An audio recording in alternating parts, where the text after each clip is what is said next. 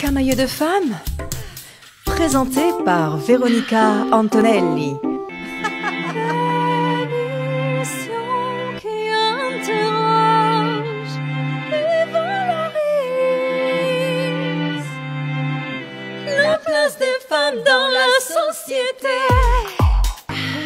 Venez, venez, venez, venez vous parler de vous, de vous, de vous, de vous, de vous. Camaïeu de femmes, l'émission qui interroge et valorise la place des femmes dans la société. Bonjour à toutes, soyez les bienvenus. Alors je vais commencer ce plateau aujourd'hui par une introduction, un hommage à Mystique, la reine du graffiti, pionnière de l'art urbain en France, qui est décédée ce dimanche. Et j'en suis très triste, et nous sommes très tristes. Voilà, quelques photos vont défiler. Mystique, femme qu'on dit femme, et oui. J'ai rencontré cette poétesse à Montmartre qui frappait les murs de Paris et de Deauville d'ailleurs, c'est vrai, parce que sa maman était de Normandie, de silhouettes de femmes sexy réalisées au pochoir, accompagnées de slogans choc. Titi parisienne, elle est née dans le 10e arrondissement et issue de deux cultures, tunisienne de par son papa et normande de par sa maman, décédées tous les deux prématurément. Elle s'installe dans le quartier latin, puis dans le nord-est de Paris. C'est là qu'elle jouera à son jeu préféré, au chat et à la souris, avec la municipale. Rappelons qu'il est interdit de graffer. C'est considéré comme du vandalisme. En cas de dommage important, le tag ou graffiti est puni jusqu'à 2 ans d'emprisonnement et 30 000 € d'amende. Eh bien, Mystique, après un flagrant délit, les commerçants se sont réunis et lui ont offert un pan de porte. Et c'est ça qui va faire sa renommée. Voilà, donc pour ce grand départ, Mystique, tu nous manques déjà. Et donc ces funérailles seront publiques à sa demande. Et vous êtes bien sûr les bienvenus pour l'accompagner. Je ne sais pas quand est-ce que ça aura... Tu sais, toi Martine, quand est-ce que ça aura lieu? Je ne sais pas encore. Ouais, il n'y en a pas encore vu. Voilà. Alors peut-être que là, d'ici quelques jours, on aura plus d'informations. On les communiquera sur Camaïeu de femmes. Voilà. Au revoir Mystique. Voilà. Donc... Aujourd'hui, pour débattre de la place des femmes dans notre société, j'ai invité 7 femmes exceptionnelles. Martine Profichel, chroniqueuse littéraire. Bonsoir. Tine Ladrier, policière de la Scientifique. Bonsoir. Waimis, qui est chef à domicile et membre des TOC françaises. Bonsoir. Alors, une partie de la Éphémère Académie. Ils sont ici sur le plateau, Léna et Anna. Bonsoir. L'illustratrice féministe Ludivine L. C'est Ludine, mais bonsoir. Oh, pardon. Ludine L. C'est moi. Aussi appelée Ludynamique. Ludynamite. Oh mince, alors j'ai tout grave, faux. C'est pas loin. Et par téléphone, nous aurons Déborah Abisror. Suite à mon appel à des personnalités politiques, des femmes engagées, pour intervenir et expliquer ce qui les a amenées à entrer justement en politique. Alors, on va commencer par Tine Ladrier. Oh, bonsoir. Alors, Bonsoir Véronica. Tine, donc tu es policière. Oui, c'est ça. Je suis dans la police scientifique. Police scientifique. Alors, peut-être avance un petit peu ton micro. Voilà.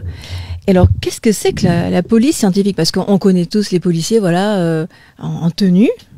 Voilà. Et donc, il existe différentes catégories de policiers. Alors exactement, la police scientifique, c'est un corps à part. On a la police des policiers actifs, donc ce sont des fonctionnaires en tenue ou en civil. Et on a le corps des administratifs et on a aussi une catégorie de personnel dite de policiers scientifiques. Effectivement. D'accord. Ça veut dire que on passe, il y a un examen sportif aussi à passer? Alors le concours est complètement différent de celui des policiers actifs. Les policiers actifs passent un concours, ils vont en école. Et les policiers scientifiques passent effectivement un concours qui est différent. Et ensuite, on a une petite formation et on a des formations après tout au long de notre carrière pour les spécialités, spécificités. D'accord. Alors en fait, n'importe qui peut décider de devenir policier? Oui, n'importe qui, puisque c'est sur concours. Donc, il y a un concours, il y a un concours avec un niveau, et à partir de là, on passe le concours, et après, on part en formation. D'accord. Et donc, la scientifique, par contre, c'est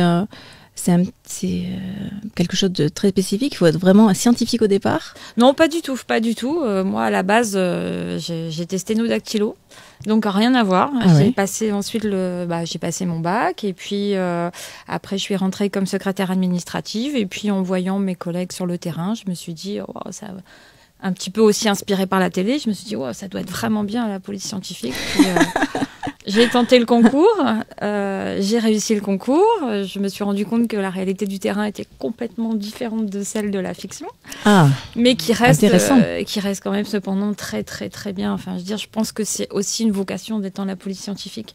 On peut effectivement à la base, d'après un concours, devenir policier scientifique, mais après, il faut avoir du cran. On voit des scènes quand même assez difficiles, traumatisantes, qui restent ancrées plusieurs années après.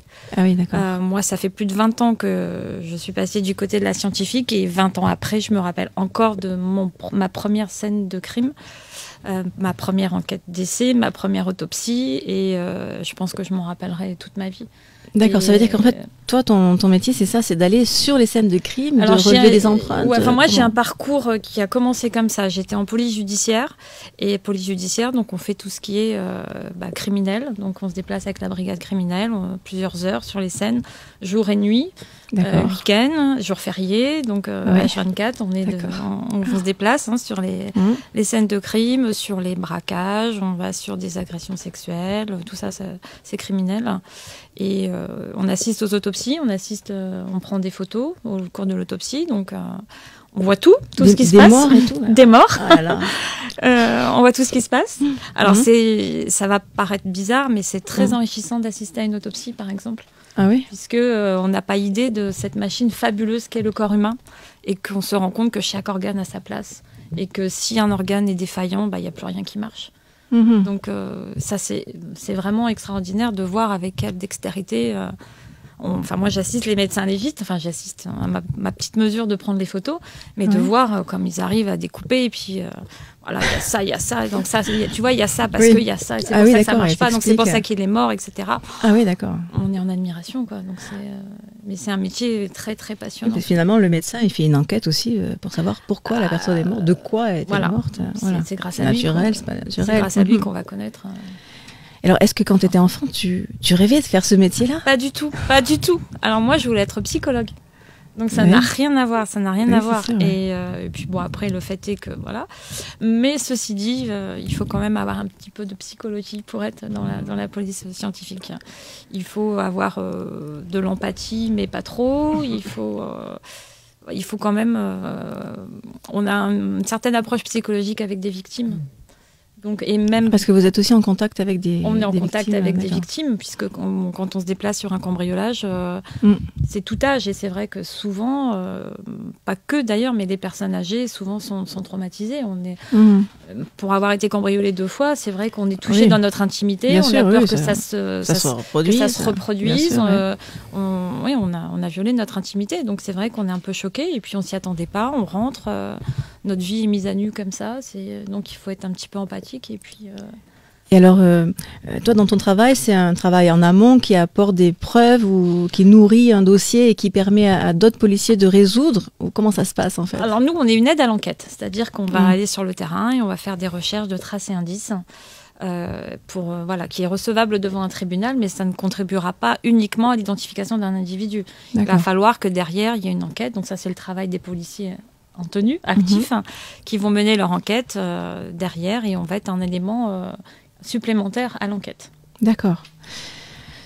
Et comment on fait finalement pour... parce que forcément, il y a des choses difficiles à digérer, on va dire, voilà. Comment on fait pour couper, et puis voilà, je rentre chez moi Non, on peut pas faire ça. Quand on a une scène très très difficile, il faut avoir une très bonne cohésion dans un groupe de travail. D'accord. Il faut vraiment bien s'entendre avec ses collègues. Donc, qui dit bien s'entendre dit sortir, faire du sport ensemble, boire un coup. On boit un coup avant de rentrer à la maison pour avoir un sas, en fait. Il faut vraiment un sas pour se dire, bon, je laisse le travail au travail et je rentre plus sereine. Je vais essayer de ne pas y penser. Je dis bien, on va essayer de ne pas y penser. Et puis on sort, on fait du sport, on bouge et voilà, on essaye évacuer, quoi. On essaye de sortir de là. Et donc ça veut dire que du coup, tu as une vie de famille quand même? Oui, j'ai 2 enfants et comme je fais ça depuis longtemps, mon fils a 20 ans et ma fille a 24 ans, et bientôt 24 ans. Et bon, ils savent, hein, bon, je pense qu'ils sont assez fiers du métier de leur maman, mais ça n'a pas toujours été facile parce que parfois on rentre avec une mine déconfite en se disant la journée a été difficile, donc il faut savoir jumeler la vie de maman, la vie de policier scientifique, la vie de femme. Voilà, c'est pas tous les jours évident. Mais bon, après on vieillit, on prend du recul et puis je pense que c'est très difficile les premières années surtout, puisqu'on n'a pas de recul et on le prend de plein fouet en fait, on le vit pleinement de plein fouet. Mais qu'est-ce qui fait que tu restes finalement dans ce métier-là? Parce que je trouve ça extraordinaire de pouvoir aider à une enquête et puis quand ça mène à une identification, c'est formidable, qu'on se dit que notre travail n'a pas été vain et que c'est flatteur, enfin c'est notre ego qui est flatté en se disant c'est grâce à moi quelque part que l'individu, en plus de l'enquête bien sûr, mais c'est grâce à moi que l'individu est maintenant derrière les barreaux, qui recommencera plus ce qu'il a fait, quoi. Donc c'est bien. Et alors, est-ce que ça se passe un peu comme dans la fiction, les experts Si seulement c'était comme ça serait magnifique. Sauf qu'on n'a pas de Hummer. Je ne viens pas travailler en talons avec un chemisier ouvert. Non, je ne viens pas travailler comme ça. On n'a pas de moyens, malheureusement. On n'a pas beaucoup de moyens. On a des moyens, mais pas suffisamment pour travailler correctement. Ne serait-ce qu'en immobilier, hein, déjà, on travaille dans des locaux qui ne sont pas du tout ceux des experts. On n'a pas du tout de table transparente qu'on envoie sur le mur. Non, on n'a pas du tout ça. On n'a pas du tout ça, même si on a du matériel qui commence à être assez sophistiqué, on en est vraiment loin, quoi. Vraiment, vraiment. D'accord. Et alors, est-ce qu'il y a beaucoup de femmes, ou peut-être de plus en plus de femmes, qui s'engagent dans la police? Il y a beaucoup de femmes dans la police scientifique. Beaucoup, beaucoup de femmes. Alors, la police en général se féminise beaucoup. Hein. Donc ça, c'est vraiment bien. On a beaucoup de femmes. Et dans la police scientifique, on a essentiellement des femmes. D'accord. Et comment dire toi, tu as fait le choix de t'engager en plus syndicalement? Oui, moi je me suis pour défendre la police scientifique parce qu'au cœur de la police, on a du mal à trouver notre place. Au même titre que les administratives, on a vraiment du mal à être considérés par certains collègues comme pas comme des policiers en fait. Et alors, parce que là, il faut expliquer un petit peu. Parce que moi, j'avais vu le film Police, donc on voyait qu'il y avait les stupes, la brigade des mineurs, qui était un peu inférieure aux stupes dans la considération, et se plaignait un peu de ça, disons, dans le film. Oui, est-ce que c'est ça un peu, on a un manque de considération de certains collègues, pas tous heureusement, mais une minorité, on va dire, de collègues actifs ne nous considèrent pas comme des collègues. Donc c'est encore difficile aujourd'hui de se faire reconnaître. Hein. Et vous considérez comme des scientifiques? Non, comme des administratifs, même si c'est pas du tout péjoratif d'être administratif. Au contraire, on a vraiment besoin l'un de l'autre dans la police. Au contraire, c'est complémentaire. Bien sûr. Et mais je sais pas, on a encore cette image de certains collègues. Donc je défends la police scientifique et grâce à toutes les revendications syndicales, on arrive à avoir beaucoup plus de reconnaissance aujourd'hui et ce n'est que le début. Bravo. Oui. Et alors, qu'est-ce qu'une femme peut apporter de plus, selon toi, dans ce métier-là? Ça va faire prétentieux, mais je pense qu'on amène ce côté un petit peu rassurant qu'ont les femmes, un petit peu maternel, je dirais. Par rapport aux victimes. Par rapport aux victimes. L'empathie qu'on peut apporter, ce soutien qu'on peut apporter aux victimes, puisque moi j'ai une formation aussi de portraitiste, donc je faisais des portraits robots. Et c'est vrai que je recevais beaucoup de victimes qui ont été victimes d'agressions sexuelles. Et souvent, elles préféraient avoir affaire à moi qu'à un collègue masculin, parce qu'on a ce côté rassurant de femmes, et puis de meilleure compréhension, puisqu'on est à même de ressentir ce qu'elle peut ressentir. D'accord. Et portraitiste, c'est quoi? Alors, c'est faire un portrait robot.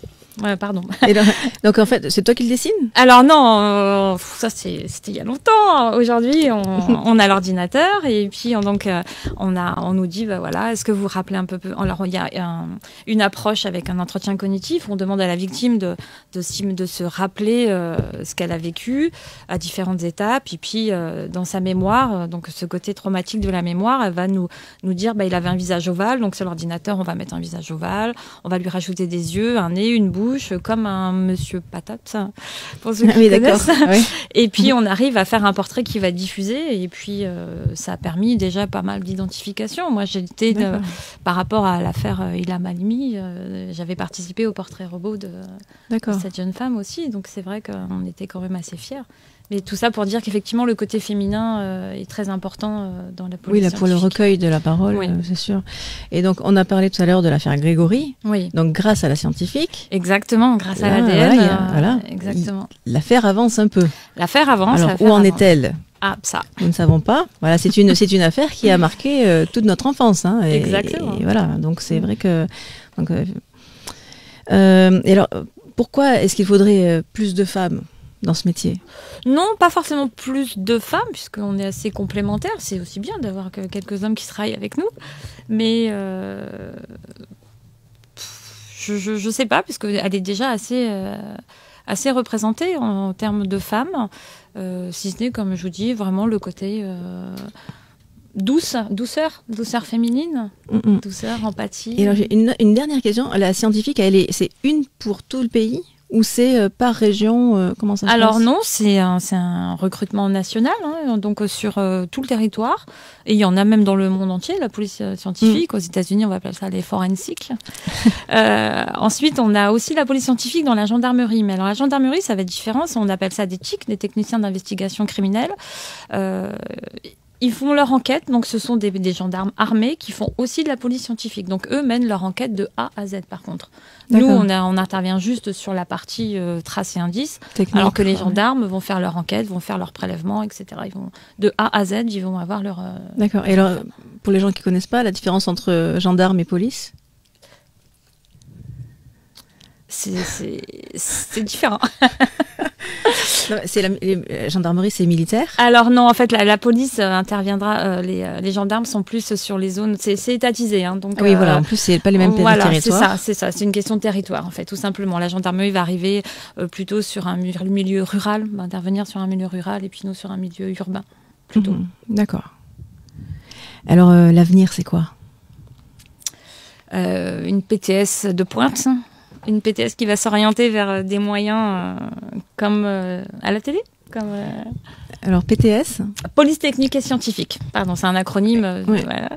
Et oui, on espère avoir beaucoup plus de moyens, beaucoup plus de reconnaissance de la profession, puisque on oublie très souvent qu'une enquête est menée à bien grâce à la police technique et scientifique, que les identifications se font souvent grâce à la police technique et scientifique, que c'est un corps qui mérite vraiment d'être reconnu et d'être valorisé. Ah oui, c'est sûr. Ouais, alors, vraiment. je reviens à ma question de précédente. En fait, c'est par exemple pour Paris, il y a la région parisienne ou Île-de-France, ou alors c'est dans chaque région, il y a une scientifique. Dans chaque département, dans chaque commissariat. D'accord. Donc ça dépend pas de quelque chose. On est décentralisé. On est par zone. On travaille par zone, mais dans chaque commissariat, vous avez une police scientifique à plus ou grande échelle. Bon, bah c'est super ça quand même. Oui, c'est vrai. C'est super. En vrai. Ouais. Ouais, c'est vrai. Vraiment. C'est vrai. Bon. Eh bien, merci. Alors, l'avenir pour toi, tu vas écrire un livre. Qu'est-ce que tu vas faire? Ah, bah, à l'instar de nombreux collègues, pourquoi pas, puisque des histoires. Et oui, il y a plusieurs policiers qui ont écrit comme ça. Oui, il y a beaucoup de collègues. La police scientifique, non, je crois pas que ça se soit déjà fait, donc pourquoi pas. Mais c'est vrai série. Oui, mais j'aimerais bien. Avec Olivier Marchal. Ah, pourquoi pas. Si Olivier, tu m'entends. Il faut lancer un appel, hein, parce que c'est vrai qu'on a des histoires. Regardez, hein. On a des histoires rocambolesques et c'est vraiment un bonheur de venir travailler chaque matin parce qu'on ne sait pas ce qui nous attend, quoi. Ça, c'est vraiment extraordinaire. Ouais, vraiment. C'est un métier fabuleux. Très bien, bah merci beaucoup. Merci à vous. Il y a un âge limite pour le concours? Martine, justement, c'est à toi. Alors, écoutez, moi, je ne Martine Profichel, alors elle va nous parler de 2 ouvrages. Elle passe ses journées à lire oui, enfin, dans son jardin qui est au musée de la vie romantique. À chaque fois, je fais une petite publicité.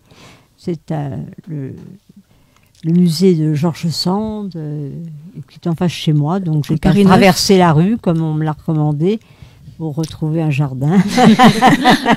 Et pas du boulot, puisque je n'en ai pas. Et donc, je lis effectivement beaucoup, parce que c'est un cadre, et j'ai toujours beaucoup lu. Donc, c'est une... Alors, aujourd'hui, je voulais vous présenter... d'habitude, j'essaie de présenter des livres qui ne sont pas connus. Parce que je ne veux pas faire apostrophe, hein, donc je me contente de pépites qui ne sont pas lues, pas connues. Mais aujourd'hui, je vais déroger à la règle et peut-être pas vous présenter parce que vous la connaissez peut-être, Mona Chollet. Oui. Mona Chollet, c'est vraiment la référence en matière de féminisme, mais une référence ironique. Une référence sans haine des hommes. Alors, on peut la comparer, c'est un monument, on peut la comparer pour les historiens qui sont ici à Simone de Beauvoir. Et, on se demande quand même si Simone de Beauvoir était féministe, mais ça, c'est un autre chapitre. Débat. Voilà. Et là, Mona Chollet, elle est chef de service au monde diplomatique. Mm-hmm. Elle écrit beaucoup. Et elle défonce vraiment tous les poncifs, mais en les retournant en une attitude positive pour le quotidien. C'est-à-dire, c'est pas qu'une dénonciation avec une certaine méchanceté. C'est vraiment de l'humour. Et elle vous indique la façon la plus humoristique de traverser ces poncifs. Par exemple? Alors, par exemple, elle dit, on entend souvent, une femme prend un homme pour ne pas mourir seule. La femme n'a qu'à se poser la question, est-ce que mourir mariée, c'est plus intéressant? Ça, c'est pas sûr. Hein. Donc, effectivement, tout ça part en éclats, mais de façon humoristique et sans se prendre la tête, et c'est pas mal. Donc, elle est à la fois dans la rébellion, mais elle porte aussi des solutions. Alors, elle porte des solutions qui peuvent paraître incroyables. Par exemple, le ménage. Mm-hmm. Alors on dit le ménage, c'est un truc de femme. C'est une contrainte. Le ménage, c'est une contrainte. Mm-hmm. Eh bien, pas du tout. Elle tient beaucoup au ménage. Mm-hmm. Parce qu'elle dit que finalement, c'est une thérapie, parce qu'on soigne ce qui vous entoure, les objets qui vous entourent, et on se soigne soi-même. En plus, on oublie, on nettoie un objet, on oublie, c'est une sorte de méditation. Enfin, pour mon âge, je m'enterre à cette méditation. Et on fait le propre autour de soi. Donc, on a un odyssée de l'espace. Et il ne faut surtout pas lâcher cette odyssée de l'espace, parce que ça soigne aussi soi-même. Mmh. Donc, ça, c'est dans un autre livre, Chez soi, une odyssée de l'espace. Domestique, ah oui. Il y a une odyssée domestique, voilà. Donc, être casanier, elle dit, c'est pas mal, mais il faut prendre soin de son environnement comme on prend soin de soi-même.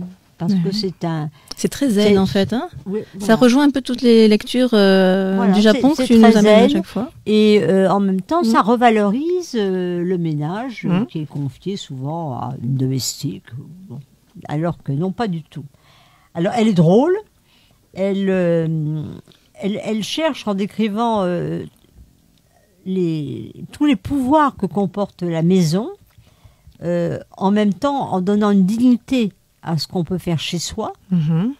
Et elle s'intéresse, tout en critiquant l'image de la femme au foyer, en disant qu'il ne faut pas la rejeter non plus aux orties, et que ça lui permet aussi de travailler, mais elle est très modérée dans ses propos. Mais en réalité, en étant très modérée, elle tape fort. Mm-hmm. Parce que j'ai remarqué quand même que certaines féministes, en étant trop outrancières, n'étaient pas crédibles. Donc, elle tape fort parce qu'elle va au fond des choses. D'accord. Donc, voilà. Alors, donc ça, c'était pour Chez soi, une odyssée de l'espace domestique. Et autrement, Sorcière, la puissance invaincue des femmes. Alors, ça, j'adore. Ce livre explore et examine tout ce qui reste des poncifs, des préjugés, la La femme indépendante, elle n'est que veuve, évidemment, ou alors elle s'est fait lâcher par son mari. Vivre en solo, c'est vivre seul. Bon, sans enfant, alors là, j'en parle même pas, c'est avoir raté sa vie. Bon, âgé, bon, c'est déjà enterré. Bon, enfin, donc il est question de la vision du monde, et elle traque toutes les situations où les femmes sont traitées de sorcières, parce qu'elles ne se coulent pas dans un moule, et elles ne suivent pas la trace qu'il aurait donné dès l'enfance. Le prix de la liberté. Le prix de la liberté. Alors moi, je Coûte sais, cher. bon, j'ai une fille qui a atteint l'âge d'avoir un enfant, et souvent elle me dit, mais j'ai pas d'enfant, est-ce que il faut que j'en fasse un? Mais je lui dis, mais tu fais ce que tu veux. Hein. Moi, j'ai eu un enfant à 40 ans. Hélène, J'en avais si rien tu à entends. foutre. Oui, voilà. Hein, surtout, j'ai pas envie d'être grand-mère non plus. Donc, N'importe quoi, c'est pas vrai. donc elle a servi si vous voulez, elle a servi à promouvoir le rapport guerrier qui s'est développé autant à l'égard des femmes que de la nature, parce que souvent c'est lié. Et donc c'est une double malédiction qui reste encore à livrer. Alors comment?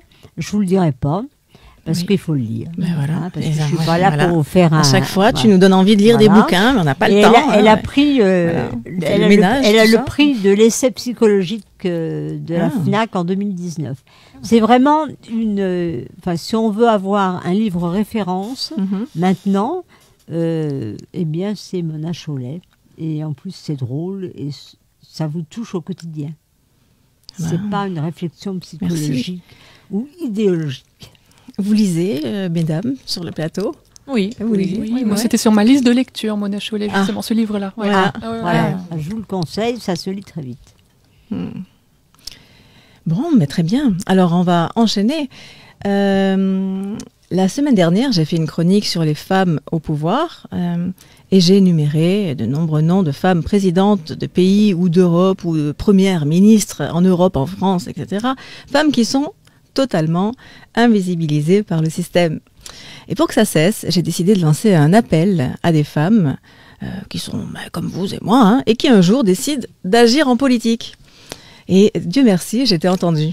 Voilà, c'est une jeune et dynamique femme engagée en politique qui a déjà un très beau parcours, qui après avoir fait des études de droit à la Sorbonne a été consultante auprès de parlementaires européens, et puis chef de cabinet de la ministre de l'écologie et chef de cabinet du ministre de la Santé. Après avoir dialogué avec Déborah Abisror, voilà, j'ai apprécié finalement sa spontanéité et son entrain. Elle est jeune et on a besoin de gens qui sont... Oui. J'ai pas son numéro. Elle n'a pas appelé. Ah, mais parce que je la présente encore, c'est pas grave, je vais lui faire un petit message. Donc, on a besoin finalement de gens qui sont... qui y croient, quoi, voilà, je crois, voilà, c'est surtout ça. Et elle, justement, elle y croit à la politique, tandis que d'autres ne vont même plus voter. Donc, j'ai décidé effectivement de l'inviter. Et je vais essayer de la joindre au téléphone tout de suite. Alors, vous pouvez discuter, la politique, ça vous a, parce que toi, Tine, tu es engagée syndicalement. Est-ce que ça te parle, la politique? Oui, bien sûr, on vient de passer les élections présidentielles. Effectivement, je pense qu'on s'y est tous intéressés. C'est quand même, il y avait beaucoup d'enjeux, hein, donc c'est vrai que c'est un impact aussi sur nous en tant que police. Donc effectivement, oui, ça m'intéresse, bien sûr. Et vous, mesdames les chanteuses, par exemple? Pas du tout. Pas du tout.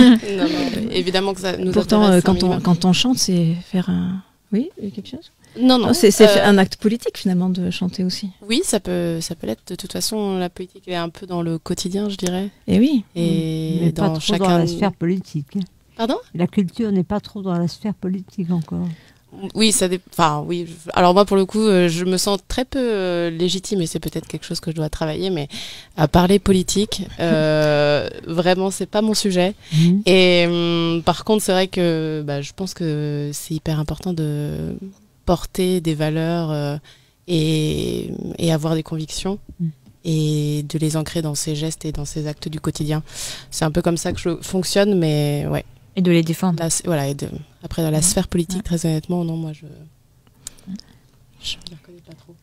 Lydine, Ah, moi qu'est-ce que tu en penses? Moi, je pense que la politique, c'est très important. Et contrairement à ce que vous disiez tout à l'heure, je pense que les gens qui ne vont pas voter... Enfin, parce que moi, du coup, j'ai 20 ans, donc le sujet de l'abstention et tout ça chez les jeunes, c'est quelque chose dont on nous rabâche un peu les oreilles. Et j'ai des amis qui ne vont pas voter, c'est pas par désintérêt, au contraire, c'est par conviction.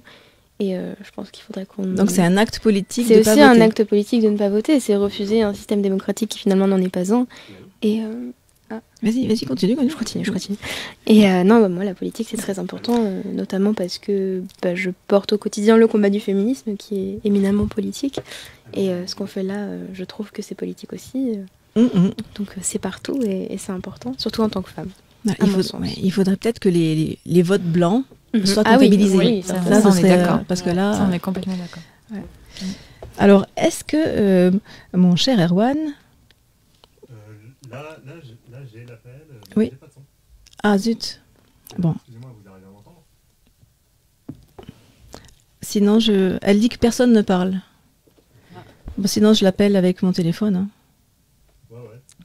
C'est là où l'impro déploie tout son sens. Voilà, on c'est peut ça. inventer C'est la ça. conversation. C'est ça. Quelqu'un fait des mouvements de lèvres et nous, on raconte l'histoire. C'est bon. Sinon, voilà, elle va réessayer, mais sinon, je l'appelle. Allez-y, continuez. Ok.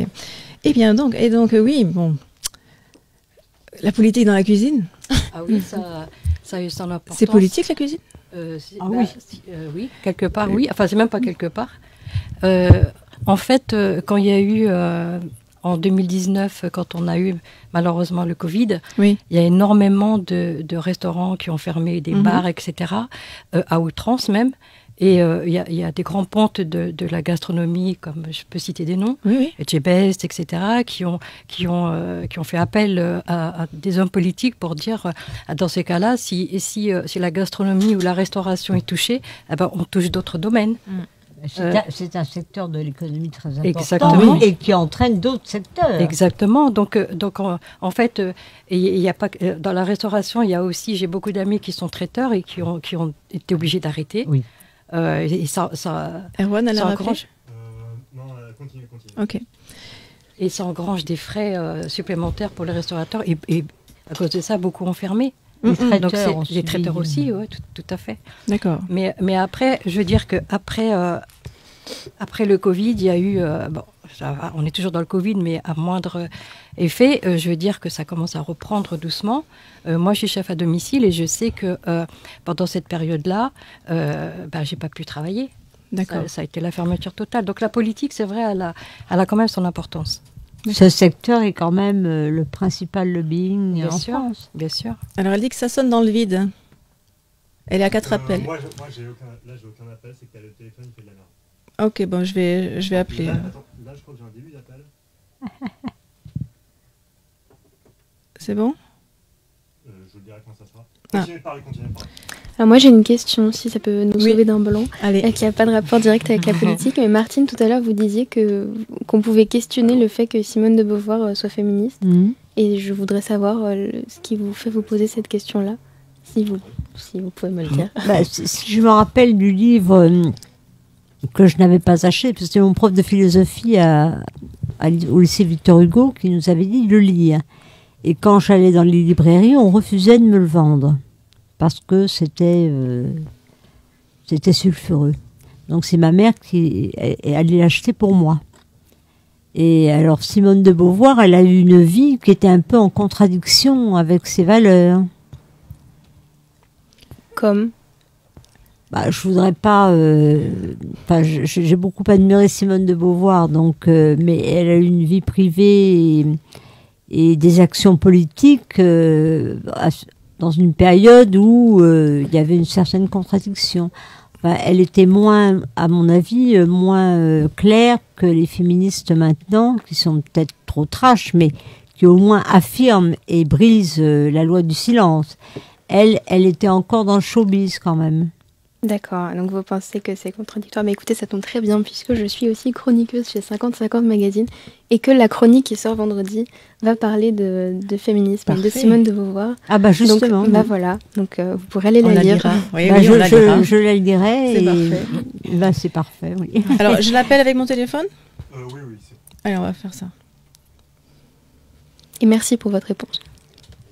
Vous lirez Mona Chollet aussi. Bah, je l'ai déjà lu, Mona Chollet. Oui. Ah voilà. Ah oui. Déborah, soyez la bienvenue. On a réussi, ça y est. Merci.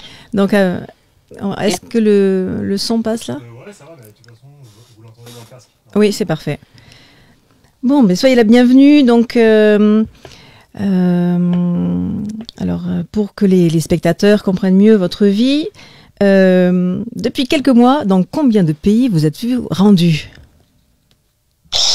Alors, depuis quelques mois, beaucoup, mais c'est surtout depuis quelques semaines en réalité, puisque je me présente aux législatives pour les élections des Français de l'étranger, et j'ai eu l'investiture par la majorité présidentielle il y a 3 semaines. Donc, en 3 semaines, j'ai fait 6 pays dans tous les sens, et avant, j'étais la chef de cabinet d'Olivier Véran à Paris pendant la pandémie, donc plus calme et moins de pays Oui, c'est pendant sûr. les 2 dernières années. Mais du coup, cette circonscription, la 8e, c'est un immense territoire.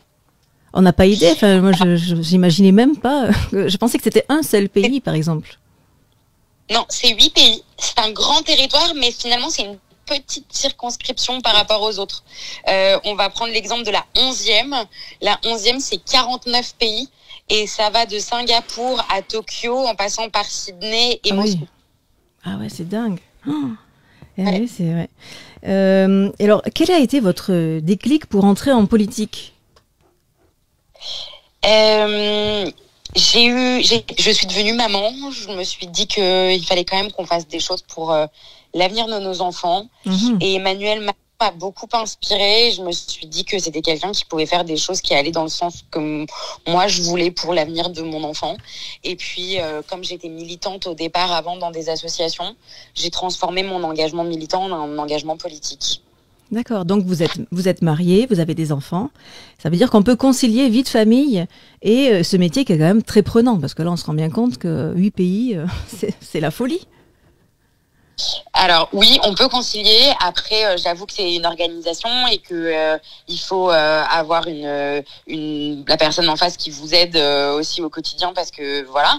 Mais en réalité, souvent, on me dit ça va, c'est pas trop dur pour ton enfant ou c'est pas trop dur pour ton mari. Oui. Et la réponse que j'ai toujours, c'est est-ce que si ça avait été lui à ma place, vous lui auriez posé la question. Ah, très bon. Ah oui. Excellent. C'est vrai. Et en général, les gens se rendent compte que non, il lui aurait pas posé. Eh oui. Bravo. Ouais. Il faut aussi en tant que femme et en tant que mère accepter un jour qu'on a aussi le droit nous d'avoir ce genre d'envie, ce genre de carrière et ce genre de projet. Mhm. Alors, du coup, selon vous, les femmes ont leur place dans la politique? De plus en plus. De plus en plus. Je pense que c'est pas toujours acquis, Mhm. que c'est pas acquis dans tous les postes et dans toutes les fonctions, mais qu'il faut, mais que ça avance. Que aujourd'hui, même si moi je n'ai jamais été vraiment pour les lois sur la parité, etc. oui. On peut quand même dire qu'elles ont permis à des femmes d'avoir des postes qu'elles n'auraient peut-être pas eu autrement. Mhm. Et qu'aujourd'hui, ce qui était avant des lois de parité devient des évidences. Lorsqu'on parle aussi de parité par exemple pour les élections législatives, il y a des partis qui sont souvent des partis plus à droite d'ailleurs qui aident des femmes sur des circonscriptions peu gagnables. On se rend compte aujourd'hui que les partis politiques de plus en plus mettent les femmes sur des circonscriptions gagnables, donc ça veut dire que ça avance. Ça évolue donc. Dans oui. les cabinets, voilà, ça évolue. Dans les cabinets ministériels aussi, ça évolue. Mhm. Et puis, il faut aller le chercher, quoi. Alors, est-ce que vous avez eu, vous, comme un mentor, enfin voilà, une femme de type Olympe de Gouges, Simone Veil, qui a guidé un peu vos ambitions Alors, pas vraiment, non. Par contre, et ça va vous paraître fou parce qu'elle a été nommée première ministre il y a une semaine, j'ai travaillé dans le cabinet d'Elisabeth Borne pendant un an. Et je pense que quand on est une jeune femme en politique, on se rend compte que dans les femmes un peu plus, de la génération précédente, il y a deux sortes de femmes. Il y a celles qui vous disent, elles vous le disent pas, mais elles vous font comprendre qu'elles ont eu des galères sur leur parcours politique et qu'en réalité, à notre tour. Et puis il y a celles qui vous regardent et qui vous font comprendre qu'elles ont eu des galères politiques, mais que votre génération, elle ne doit pas les avoir. D'accord. Elisabeth Borne, elle fait partie de la seconde catégorie. D'accord. Elle a toujours été extrêmement aidante avec les femmes en cabinet. Elle a toujours été, moi je me rappelle, je travaillais pour Brune Poirson à l'époque, qui était sa secrétaire d'État. Elle a toujours été très très bien avec elle. Et pour moi, c'est le genre de modèle de femme où on se dit, faut qu'on ressemble à ça 30 ans après, quoi. Surtout qu'elle revient de loin. Elle n'a pas eu une enfance avec une cuillère d'argent dans la bouche. Martine Profichel, qui est la chroniqueuse littéraire, qui parle. Oui, Martine, c'est à toi. Non, je disais qu'elle a eu une vie personnelle. Elle a eu une vie personnelle extrêmement difficile. Donc, elle n'est pas née avec une cuillère d'argent dans la bouche. Ah non, ça c'est une évidence. Après, elle en parle. Enfin, en tout cas, moi, en cabinet, elle en parlait peu, voire pas. Mais ça explique aussi peut-être la dureté que les gens ressentent d'elle. Alors qu'elle n'est pas spécialement... mais elle n'a pas eu d'enfance, elle n'a pas eu d'adolescence. Enfin, sa vie, c'est pas une vie, c'est atroce ce qui lui est arrivé. Donc, ça explique un certain nombre d'attitudes, je pense. Oui, mais pour autant, elle est très solidaire avec les femmes. Voilà. Mais ça, c'est magnifique. Et alors, parce que justement, faire de la politique en étant femme, est-ce que c'est se mettre aussi en danger ? Vous vous mettez dans une situation où vous êtes plus enclin à des réflexions misogynes. Moi, je vous donne un exemple. Il y a un de mes concurrents adversaires politiques qui, sur Twitter, demande pourquoi la vendeuse de chez Chanel se présente aux élections législatives, en parlant de moi. Donc, je lui ai gentiment répondu. Quand lui était confiné chez lui, moi je gérais une pandémie au cabinet et que s'il m'attendait chez Chanel, il s'est un peu trompé de lieu. Voilà, c'est des réflexions que vous n'auriez pas envers un homme. Oui, c'est sûr. Après, on se rappelle aussi dans l'Assemblée nationale aussi, il y avait des fois des bruits étranges où ils se permettent des fois de critiquer les tenues des femmes qui viennent se présenter pour faire leur discours. C'est un peu choquant. Enfin, nous de l'extérieur, même si on est, voilà, moi je trouve que c'est un peu choquant. Vous en pensez quoi, vous, mesdames, sur le plateau ? Moi, je me rappelle du discours de Simone Veil sur l'avortement. J'y étais dans l'hémicycle parce que j'étais assistante parlementaire. C'était effrayant. C'était effrayant. Et il n'y a qu'un homme qui est venu à sa rescousse, c'est Giscard d'Estaing. Mais elle a failli se faire lyncher. On lui a dit retourner à Auschwitz. Mais ça a été d'une violence. Vraiment, ça, c'est gravé dans ma tête. Parce qu'on peut se dire que quand même, pour arriver à un niveau politique, voilà, il faut avoir fait des études, donc ce sont des gens bien éduqués, etc. Et c'est vrai que les propos, des fois, souvent sont sexistes, sont méchants, voilà. Et c'est surprenant quand même, parce qu'on pourrait imaginer que ce soit d'un autre niveau. Vous êtes là ? Oui. Moi, je pense que ça a un peu évolué quand même. Et ça a un peu évolué parce qu'aujourd'hui, si on prend l'exemple de Simone Veil, par exemple, comme vous disiez très bien, c'est Valéry Giscard d'Estaing qui est venue à sa rescousse. Aujourd'hui, les femmes qui sont sujettes à ce genre de réflexion ou à ce genre d'attitude, elles répondent elles-mêmes. On va prendre l'exemple de Flo, qui était arrivée avec une robe à fleurs, je me souviens. Oui, c'est ça. Oui. Je me rappelle. Et je sais plus quelle avait été la réflexion, et Cécile Duflot avait répondu elle-même. Brune Poirson, pour qui j'ai travaillé, on lui dit Madame, un sénateur lui dit Madame le ministre, et elle dit non, c'est Madame la ministre. Il revient avec le ministre, et elle dit je répondrai pas tant que vous aurez pas dit là. Et il lui dit je le dirai pas, et elle dit très bien, et elle se rassoit. Et donc aujourd'hui, on n'accepte plus. Excellent. En réalité. Oui, et donc, parce qu'on n'accepte plus, ils se permettent plus. Voilà. Parce qu'ils savent aussi qu'ils vont être catalogués de misogynes et que c'est mauvais pour leur image. Et puis ils sont pas très Alors, courageux non quand plus. en réflexion privée, on peut plus rien dire, la société nous empêche. Ben non, la société, elle vous empêche pas, c'est juste que vous êtes permis pendant 2000 ans et qu'aujourd'hui, on vous dit que c'est plus acceptable, quoi. Oui, d'accord. Et alors, du coup, selon vous, les femmes ont leur place en politique, alors que c'est quand même un milieu extrêmement d'hommes. Elles ont leur place. Après, il faut aussi qu'elles les prennent, les places. Moi, j'ai vu des femmes ne pas se représenter après un mandat en disant mes enfants étaient plus heureux avant, donc je me représente pas. Elles se mettent des barrières elles-mêmes. C'est-à-dire que c'est pas les hommes qui leur ont dit te représente pas parce que ton enfant il est pas heureux, c'est pas les hommes qui leur ont dit te représente pas, on va mettre un mec à ta place. C'est elles aussi qui se mettent des barrières. Donc il y a un travail à faire envers les hommes, mais il y a un travail à faire aussi envers nous, et ça on le dit pas assez. Le syndrome de l'imposteur, il faut aussi qu'on le combatte nous-mêmes. D'accord, oui. Et alors, comment est-ce qu'on gère humainement les attaques, les trahisons? Parce qu'on voit, certaines fois, des choses qui sont quand même difficiles à vivre, je suppose. Alors, mais comment est-ce qu'on peut gérer ça?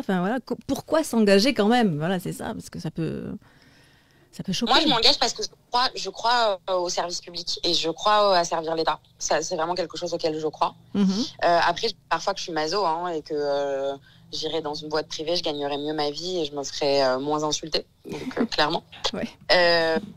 Les attaques sur les réseaux sociaux, il faut pas les regarder. Si vous les regardez, vous êtes affaibli. Donc moi, je les regarde pas. Et après, les gens ont moins le courage de vous le dire en face. Donc en réalité, si vous ne regardez pas les réseaux sociaux, vous le vivrez peu en fait, les attaques. Et moi je les regarde pas. D'accord. Et donc vous avez vécu à Thessalonique? Oui, j'ai vécu à Thessalonique en 2011. D'accord. C'était une super expérience. Alors on était en pleine crise financière en Grèce, très très dure. Donc période assez particulière dans le pays. Moi, j'organisais des événements européens. Donc, j'organisais un gros événement européen en Grèce et c'est pour ça que je me suis installée là-bas pendant quelques mois. Et j'ai adoré. J'ai adoré la mentalité, j'ai adoré la vie, j'ai adoré le rythme. C'était très différent de la France et puis j'ai adoré surtout être en bord de mer en permanence. Ah oui. C'est un rêve. Alors là, j'ai rapporté quelques photos pour vous, mais vous ne pouvez pas les voir tout de suite, vous les verrez après. Donc, il y avait un gros café dans un gros verre. Comment s'appelle ce café? C'est un petit quiz. Un gros café dans un grand verre. Les cafés frappés? Ouais, bravo. Alors vous le prenez comment? Moi, je prends Metrio Megal. Moi, je le prenais sans sucre et avec du lait, mais sans sucre. Voilà, bon, ok. Donc après, il y avait une photo d'une piscine magnifique qui donne sur la mer. C'est une baie, c'est Elunda, donc c'est en Crète. Et donc, on a aussi des musiques grecques et des danses qui vont arriver.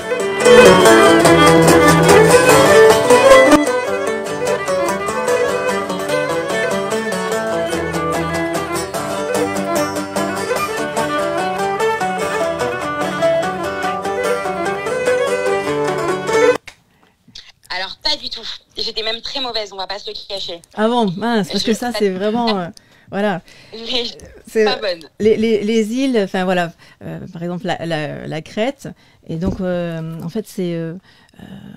comment dire, ça fait partie effectivement du bien vivre, que de bien manger, de bien boire et de bien danser, voilà. Mais nous avons un ami commun, donc Athinagoras Andriadakis, qui est là en photo, donc on le voit dans sa tenue crétoise par excellence, voilà.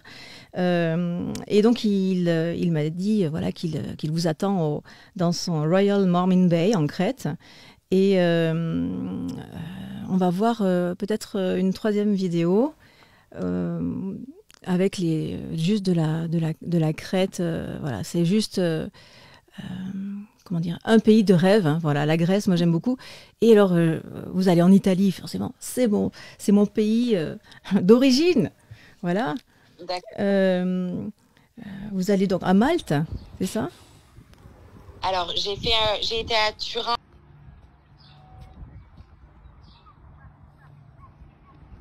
Et j'irai à Malte, je l'espère, dans quelques jours. Ah, c'est incroyable. Hein. Franchement, c'est une superbe circonscription. Mais bien d'accord avec la plus belle au monde. Ah bah oui, là, franchement, voilà. Juste, il faut, voilà, nécessité de prendre l'avion, mais voilà. Sinon, mis à part ça... Je compense pour la planète. Ça, sachez-le. D'accord. Nous le saurons. Bon, bah, très bien.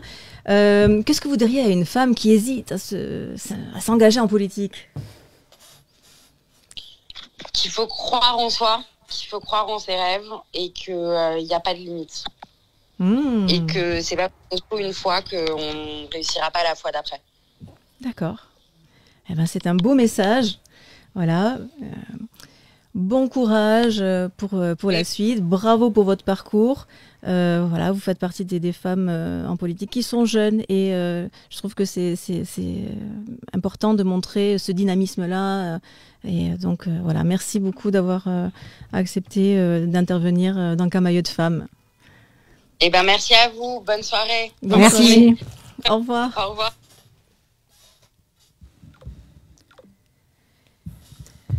Eh oui, un parcours incroyable, hein?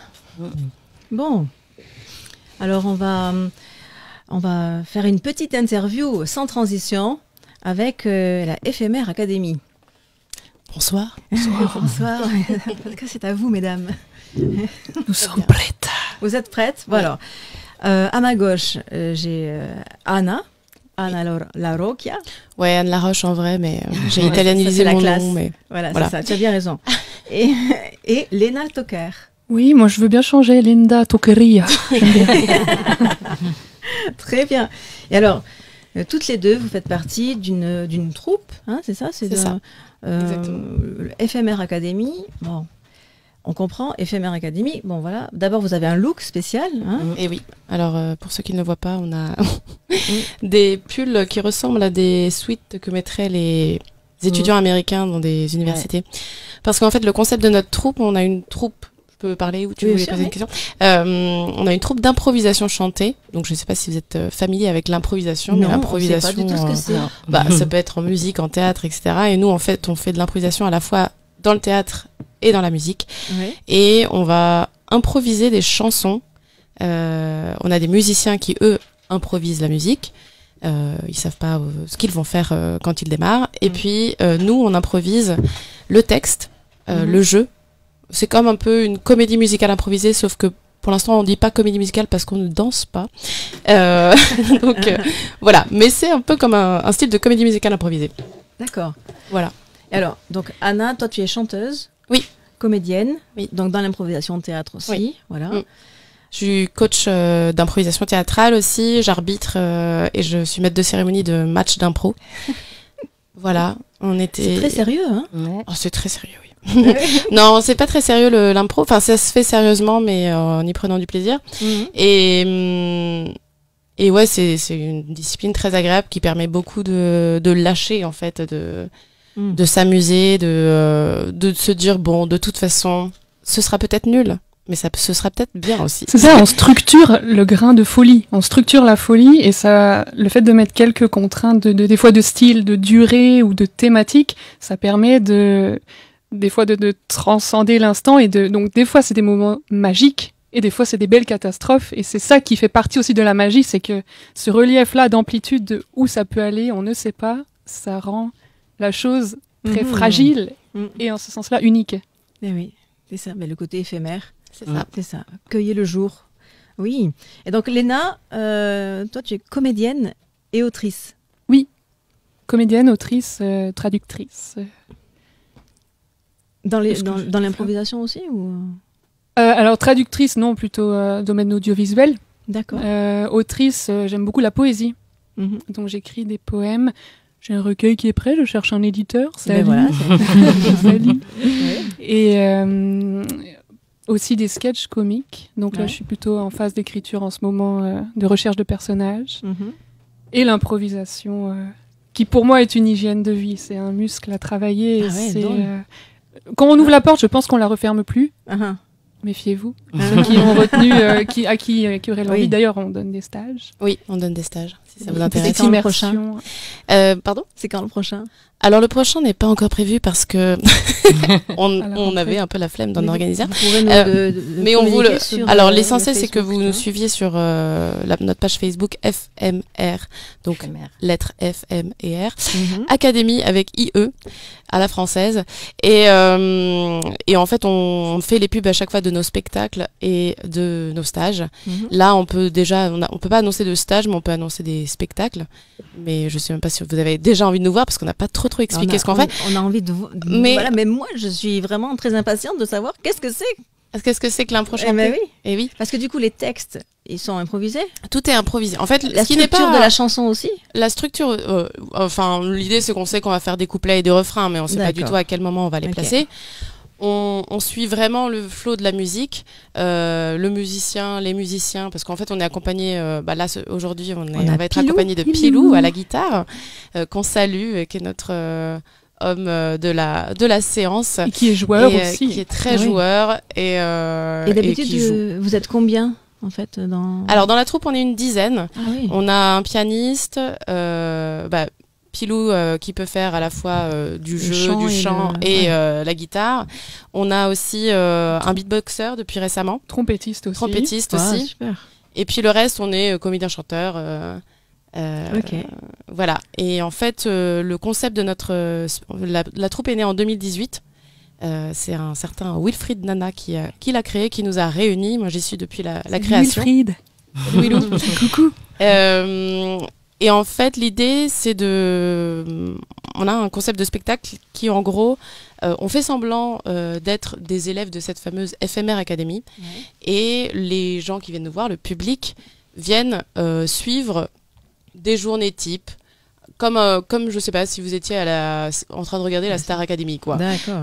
Donc vous allez à la fois voir des moments de cours où là on va faire des chansons improvisées et des moments un peu de ce qui se passe dans les coulisses, quoi. ouais. Ok. Sur le campus, qu'est-ce qui se passe entre les élèves, quelles sont les relations qui sont les C'est uns à avec les vous. autres. C'est à nous. Allez. On y va. Bon, on va vous montrer un petit peu ce à quoi ça peut ressembler, puis voilà.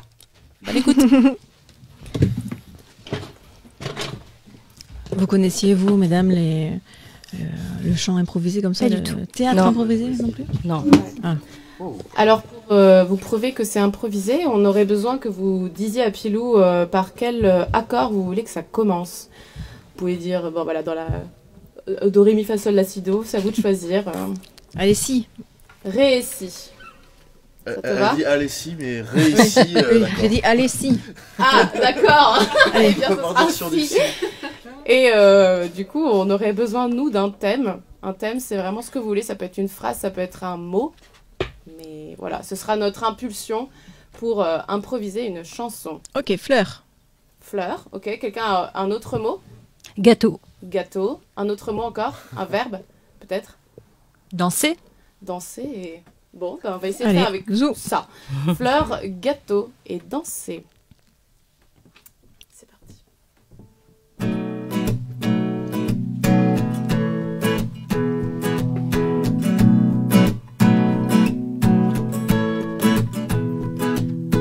Cet après-midi, j'ai décidé de chiller au lit. Cet après-midi, j'ai envie de manger des spaghettis. Cet après-midi, j'aimerais m'empiffrer, oh oui oui. Cet après-midi, d'un gâteau bien nourri. Mais voilà qui sonne à ma porte. Ah non, Alfred, mais je t'attendais pas. Non, non, qu'est-ce que tu fais là? Oh non, non, va-t'en. Je t'ai dit qu'entre toi et moi c'est fini. J'ai plus le temps. Oh, je veux pas ton bouquet de fleurs, tu m'écoeures. Je veux pas ton bouquet de fleurs, tu m'écoeures. Je veux pas ton bouquet de fleurs, tu m'écoeures. Je veux pas ton bouquet de fleurs, non, tu m'écoeures. Alors frère, Fred, écoute-moi bien. Toi, remballe tout. Je veux plus ta brosse à dents au-dessus de l'évier. Je veux plus rien qui pourrait s'apparenter à toi, à nous, à ce qu'on était avant et maintenant plus du tout. Non, non, non, Fredo, je veux plus de toi. Retourne voir Stéphanie. Ouais, tu crois que j'ai pas compris? Si, si, retourne voir Stéphanie. Elle en est dans ton lit. Ah, je bats ton bouquet de fleurs du maker. Je bats ton bouquet de fleurs du maker. Je bats ton bouquet de fleurs du maker. Je bats ton bouquet de fleurs, non, du maker. Oh. Bravo. Merci. Ah oui. Bon, mais très bien. Et alors, où est-ce qu'on peut vous suivre alors du coup? On reste ici ou tu veux qu'on aille là-bas? Oh, venez là. Où est-ce qu'on peut vous suivre? Éphémère Académie. Toi, Anna, tu as un autre groupe, c'est le Boobzik. On avait reçu. Oui. Alors en fait, pour nous suivre, il faut aller sur Facebook et ou bien sur Billet Réduc et vous tapez FMR Academy. Voilà, FMR. Et en gros, vous nous suivez, il y aura toutes les infos. On joue le 25 et le 26 juin. Le 25, on joue à l'Improvibar à 17h. L'Improvibar, c'est un bar dédié à l'improvisation théâtrale. Et donc, vous pouvez y aller et puis bénéficier de plein de spectacles, dont le nôtre, à 17h. Voilà. Donc ça vaut la peine. Voilà. Et on joue au théâtre du Petit Gymnase le 26 juin. À 17h dans le cadre du festival Impro en scène qui est en gros un festival où il y a des spectacles d'impro toute la journée pendant 3 jours. Un excellent événement pour découvrir l'improvisation pour ceux Exactement. qui ne connaissent pas, justement. Et vous verrez plein de choses vraiment extraordinaires et vous verrez tout ce... En fait, c'est un monde dans lequel on rentre et dans lequel, comme le disait Léna, on ne sort plus parce que c'est vraiment très galvanisant. Les gens sont hyper ouverts, hyper joyeux, hyper disponibles et à l'écoute. Donc, c'est très agréable. Et merci beaucoup. Pardon, tu parlais juste des Boobzik, mais on fait un concert avec mon groupe. J'ai un groupe de musique qui s'appelle Boobzik, B2OBZIC. On n'est que des femmes. Et on fait des reprises qui vont du musette au rap. Et on a un concert le 21 juin. Oui, c'est top. Pour la fête de la musique. Donc, si vous voulez venir, c'est à l'Improvibar à 21h. Toutes vos infos, vous pouvez les envoyer sur le Facebook de Camaïeu Femmes. Exactement, c'est ce qu'on fera. Voilà. C'est où l'Improvibar? L'Improvibar, c'est rue Geoffroy-Langevin, derrière le centre Pompidou. Voilà. Très bien. Bon, elle est née avec un crayon dans la main et depuis, elle synthétise son quotidien et en particulier celui des femmes. Elle travaille pour le magazine 50-50 que nous saluons et les culottés du bocal. Elle est toute jeune, elle a 20 ans et elle a bien la tête sur les épaules. Elle est déjà très investie en tant que femme pour défendre les droits des femmes. C'est un petit peu de la philosophie moderne quand elle dessine, vous verrez. Donc déjà sur le programme de Camaïeu Femmes, vous avez vu qu'elle fait un autoportrait, hein, voilà. C'est entre Pictionary et Dessine-moi un mouton saupoudré d'humour. Quoique quand même, pour elle, un chat est un chat. Voilà. Et quand quelque chose lui déplaît, elle le dessine. Elle soutient en particulier une femme dont elle nous parlera tout à l'heure. Voici Ludine L. Bonjour. Bonjour, c'est moi. Alors, pardon, parce qu'il y a une disposition compliquée. Oui, parce qu'en fait, j'ai demandé à Ludine, vraiment une contrainte supplémentaire, c'est-à-dire d'essayer de dessiner quelque chose et qu'on puisse le filmer avec la caméra en même temps. Oui. Alors, est-ce que je parle en même temps ? Je ne sais pas, qu'est-ce que tu veux faire, toi? Je pense que ça va être compliqué que je réponde à vos questions et que je dessine en même temps. Donc peut-être qu'on peut séquencer, mais si c'est compliqué niveau timing, je peux essayer de faire les deux. Alors, une femme peut faire plusieurs choses en même temps. Tout à fait. Donc. Ah, c'est pas moi qui dis ça. Ah, super, merci. Alors, c'est un petit peu, oui, c'est un petit peu just, mais ça va, on va. Et des croquis tout au long de l'émission, comme un fil rouge qu'on montrerait à la fin, ce serait génial. Bah oui, ce serait génial, oui, mais ce serait peut-être plus difficile à réaliser, mais bon, c'est pas moi qui m'occupe de tout ça. Du coup, moi je m'appelle Ludine, je sais pas quoi dire de plus, vous m'avez très bien présentée, et j'ai un Instagram, je m'appelle Ludynamite, du coup, Lu et Dynamite comme la dynamite, mais mon prénom c'est avec un I. Et voilà, donc je suis étudiante la journée, je dessine la nuit, je suis féministe tout le temps. Et je travaille, alors c'est pas rémunéré, donc je suis bénévole à 50-50 magazine. Je suis chroniqueuse BD. Donc la prochaine sort vendredi, je vais parler de Simone de Beauvoir et râler comme ça m'arrive. Et également donc la compagnie Les Culottés du Bocal, donc une compagnie de théâtre. On a quelques photos justement pour montrer. Et donc en fait, donc tu as toujours aimé dessiner. J'ai toujours aimé dessiner, oui, c'est vraiment l'une des premières choses dont je me souviens. Et c'est seulement récemment que j'ai assumé que c'était ce que je voulais faire de ma vie. Parce que je viens pas vraiment d'une famille où les métiers comme ça sont très communs, on va dire. Enfin, c'est pas artiste, voilà, c'est ça, c'est pas du tout dévalorisé, mais mes parents ne sont pas trop d'accord. Ah, ça c'est un vieux dessin, mais vous êtes allé chercher loin.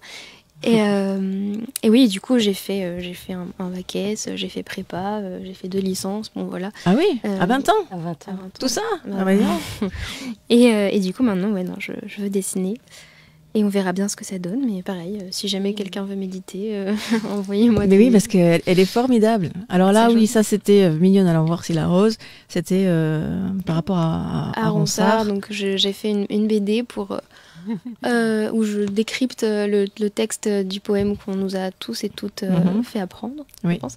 Mignonne allons voir si la rose, qui ce matin avait des clauses et compagnie. Et ouais, j'essaie de remettre à l'endroit. C'est peut-être un peu prétentieux de le dire comme ça, parce que je prétends pas avoir la science infuse ni le bon sens des choses innées. Mais parfois, pointer du doigt des choses qu'on ne regarde même plus tellement, puisqu'elles sont vraiment ancrées dans notre culture, et montrer en quoi c'est misogyne ou sexiste, ou en quoi peut-être on pourrait se arrêter de les porter au nu aveuglément. Voilà. Oui, parce qu'effectivement, il fait l'apologie du jeunisme. Oui, alors ce qu'il dit, c'est... très concrètement, mais bon, là, si vous voulez voir la suite, allez sur mon Instagram. Oui, mais, bien sûr. Nous irons. Nous irons, mais ce qu'il dit dans le poème, c'est... dépêche-toi de m'embrasser avant que tu sois moche et que je veuille plus de toi, quoi. Mais c'est ça, un peu, oui, c'est ça. Oui. Voilà, quoi. Super. Ah oui, ouais, ça c'est pour Les Culottés du Bocal, du coup, que vous pouvez suivre aussi sur Instagram. C'est moi qui fais les dessins. Elles sont super. Elles font des spectacles pour sensibiliser, des spectacles et des conférences gesticulées pour sensibiliser à des thèmes comme le consentement, le harcèlement sexuel au travail. Donc elles vont dans des écoles, des collèges, des lycées, des entreprises. Elles sont super. Et alors j'ai vu que tu soutenais une femme, donc en particulier. Alors je soutiens Adja Idrissaba. On a lancé une cagnotte pour elle. Donc c'est une soutien à une militante féministe guinéenne. Adja a 22 ans. Elle vient de Guinée et elle se bat depuis toute sa vie contre l'excision qu'elle a subie, le mariage forcé auquel elle a réussi à échapper. Et elle sauve des femmes du viol et tout ça. Et elle a lancé une association qui s'appelle AAFIA, 2AFIYA, dont je fais partie aussi, et qui vient tout juste de naître, mais qui vise à terme à créer des centres de refuge pour les femmes en Afrique, pour les aider à échapper ce que je viens de dire, donc l'excision, le viol, donc elle sauve des femmes. Forcé, voilà, et où est-ce qu'on trouve cette cagnotte alors où est-ce qu'on trouve cette cagnotte? Eh bien, il y a un lien sur mon compte Instagram, mais peut-être que je pourrais vous envoyer le lien de la cagnotte. Oui, sur le Camailleux de Femmes. Sur le Camailleux de Femmes, mais voilà. je crois que je l'ai mis déjà en fait. Eh ben, c'est super. Mais oui, et donc le problème immédiat avec Adja, c'est qu'elle n'a pas de moyens de vivre en fait. Elle n'a pas d'argent, puisque donc son contrat de travail termine là. Et que si elle n'a pas d'argent, elle ne va pas pouvoir rester en France, elle va devoir retourner en Guinée, où sa vie est menacée. Donc là, on met un peu tout en œuvre pour faire en sorte qu'elle reste en France. Donc la situation est urgente. Oui. Et elle est vraiment formidable. Et je voulais dire aussi que c'était Tiffaine D qui nous avait mis en relation. Et donc merci beaucoup Tiffaine, qui devrait intervenir bientôt, courant juin. Alors, est-ce que on se laisse dessiner? Comment on fait? Alors, je peux... Oui. Très bien. Ouais, on fait comme ça. Et je m'occupe un peu de Wai. Très bien, c'est parfait. Tu te donnes un accord et un thème ou... alors... Non, laissez-la tranquille.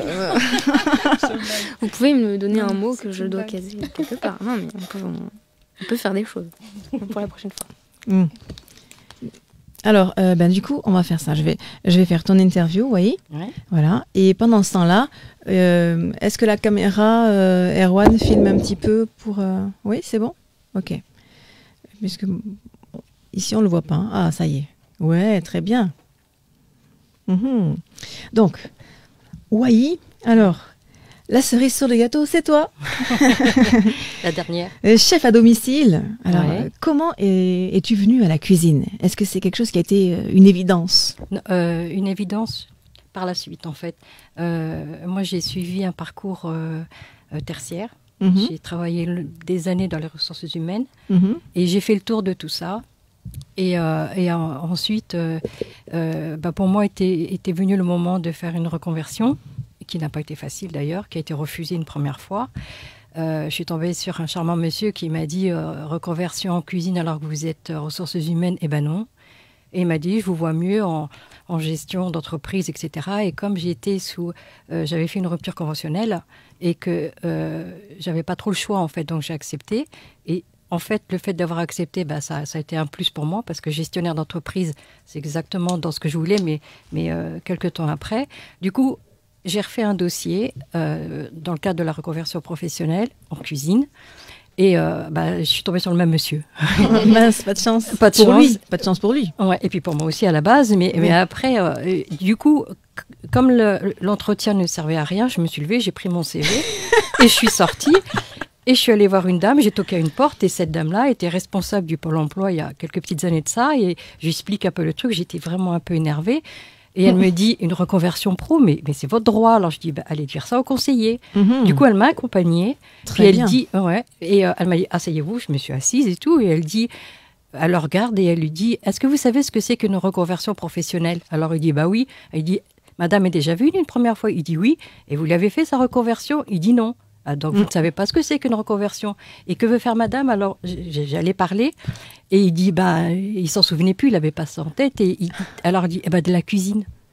Et en fait, il avait fait un geste qui m'avait un peu décontenancé. Il avait pris sa main et puis il avait fait, vous savez, quand on met le geste, la main au sol en disant c'est bas comme métier par rapport à mon cursus. Et elle a dit, elle a pris son tampon, elle a tapé sur son dossier, elle dit, moi, je mets madame en cuisine, validée. Bravo, bravo. Du coup, la détermination, il faut s'accrocher quand on a un rêve.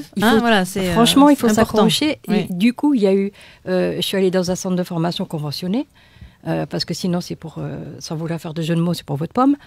Et du coup, donc il y a eu entretien collectif, entretien individuel, des tests, comme si c'était un truc extraordinaire. Mais pour moi, la cuisine, comme je suis une passionnée, je me suis dit, c'est des plats, on fait des trucs. Et non, il faut quantifier, il y a plein de choses à apprendre. Et puis, je suis tombée, du coup, j'ai été reçue. Et ce centre de formation-là, on commençait à 7 heures. J'ai parti de chez moi à 5 heures du matin, jusqu'à 17 heures, debout, avec une demi-heure pour déjeuner, pas de pause. Et puis du coup, je me suis dit, écoute, toi, t'as voulu faire ça, t'assumes. Quand je rentrais chez moi, je disais à mes filles, vous ne parlez plus.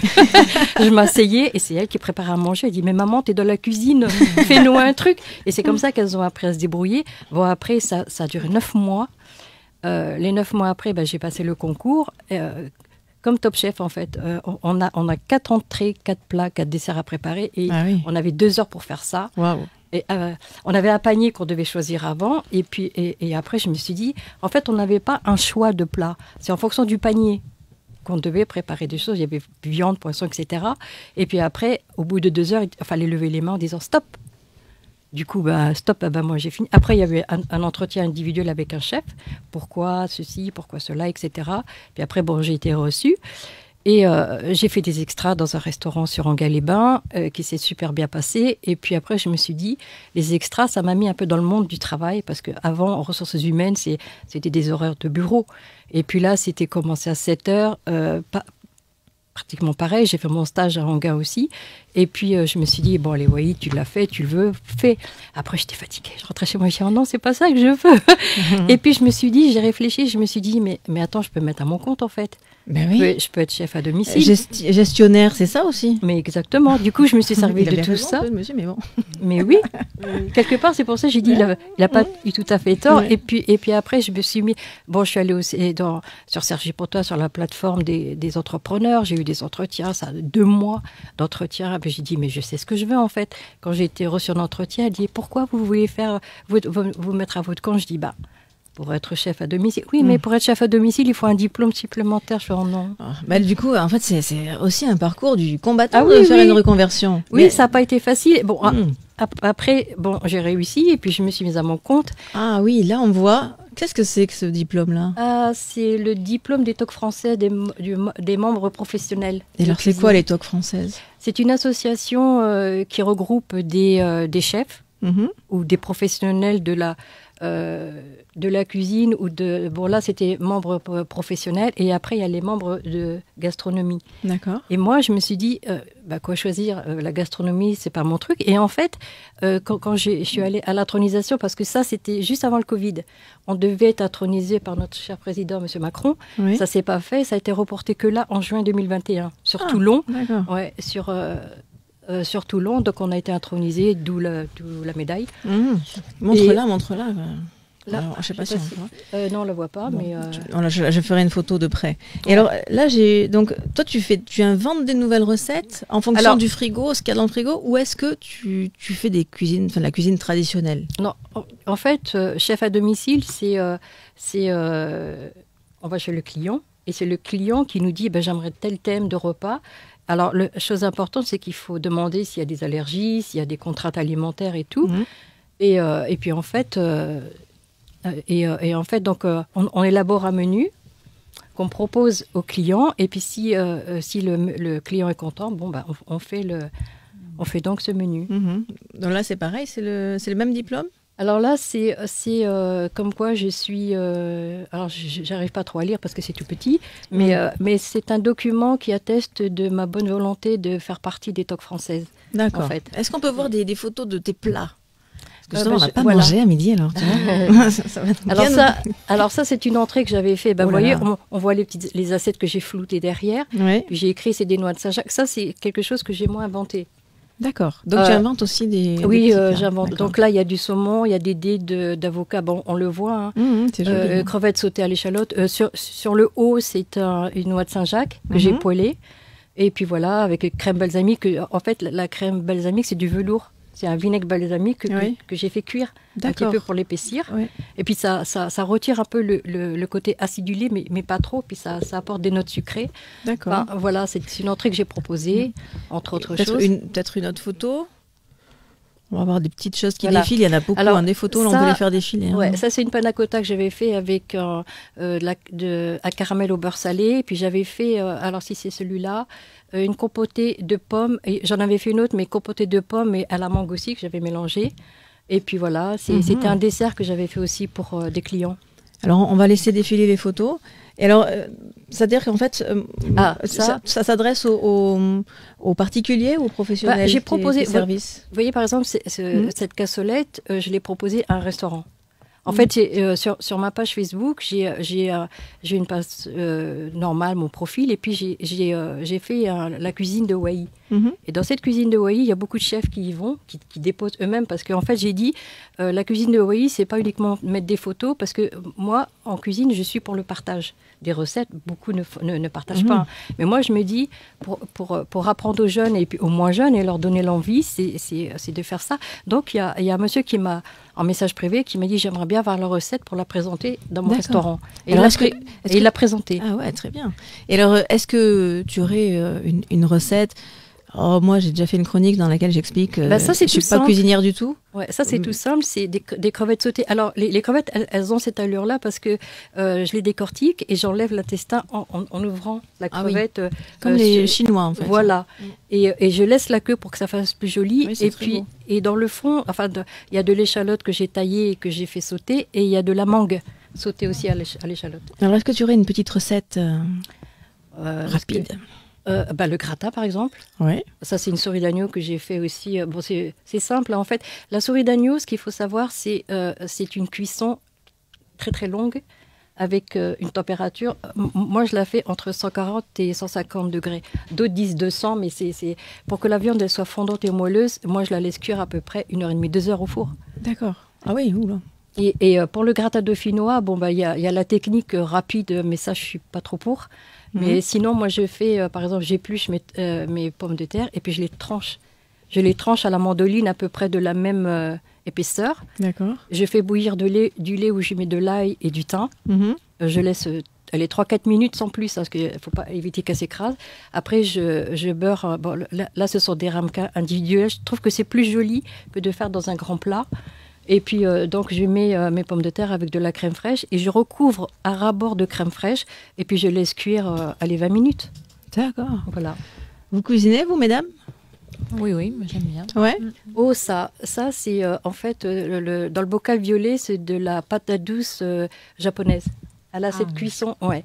C'est cette couleur violette, et en fait, c'est très fibreux. En fait, quand on cuit la pomme de terre, il faut l'éplucher et puis passer au tamis la pomme de terre comme ça, enlever tous les fils. Il y a plein de fils. Il faut être patient, en fait.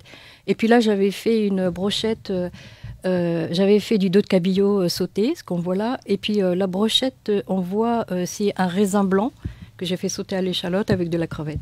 J'étais restée sur le thème du poisson et de la mer. La présentation, c'est super important. Hein. C'est sûr que...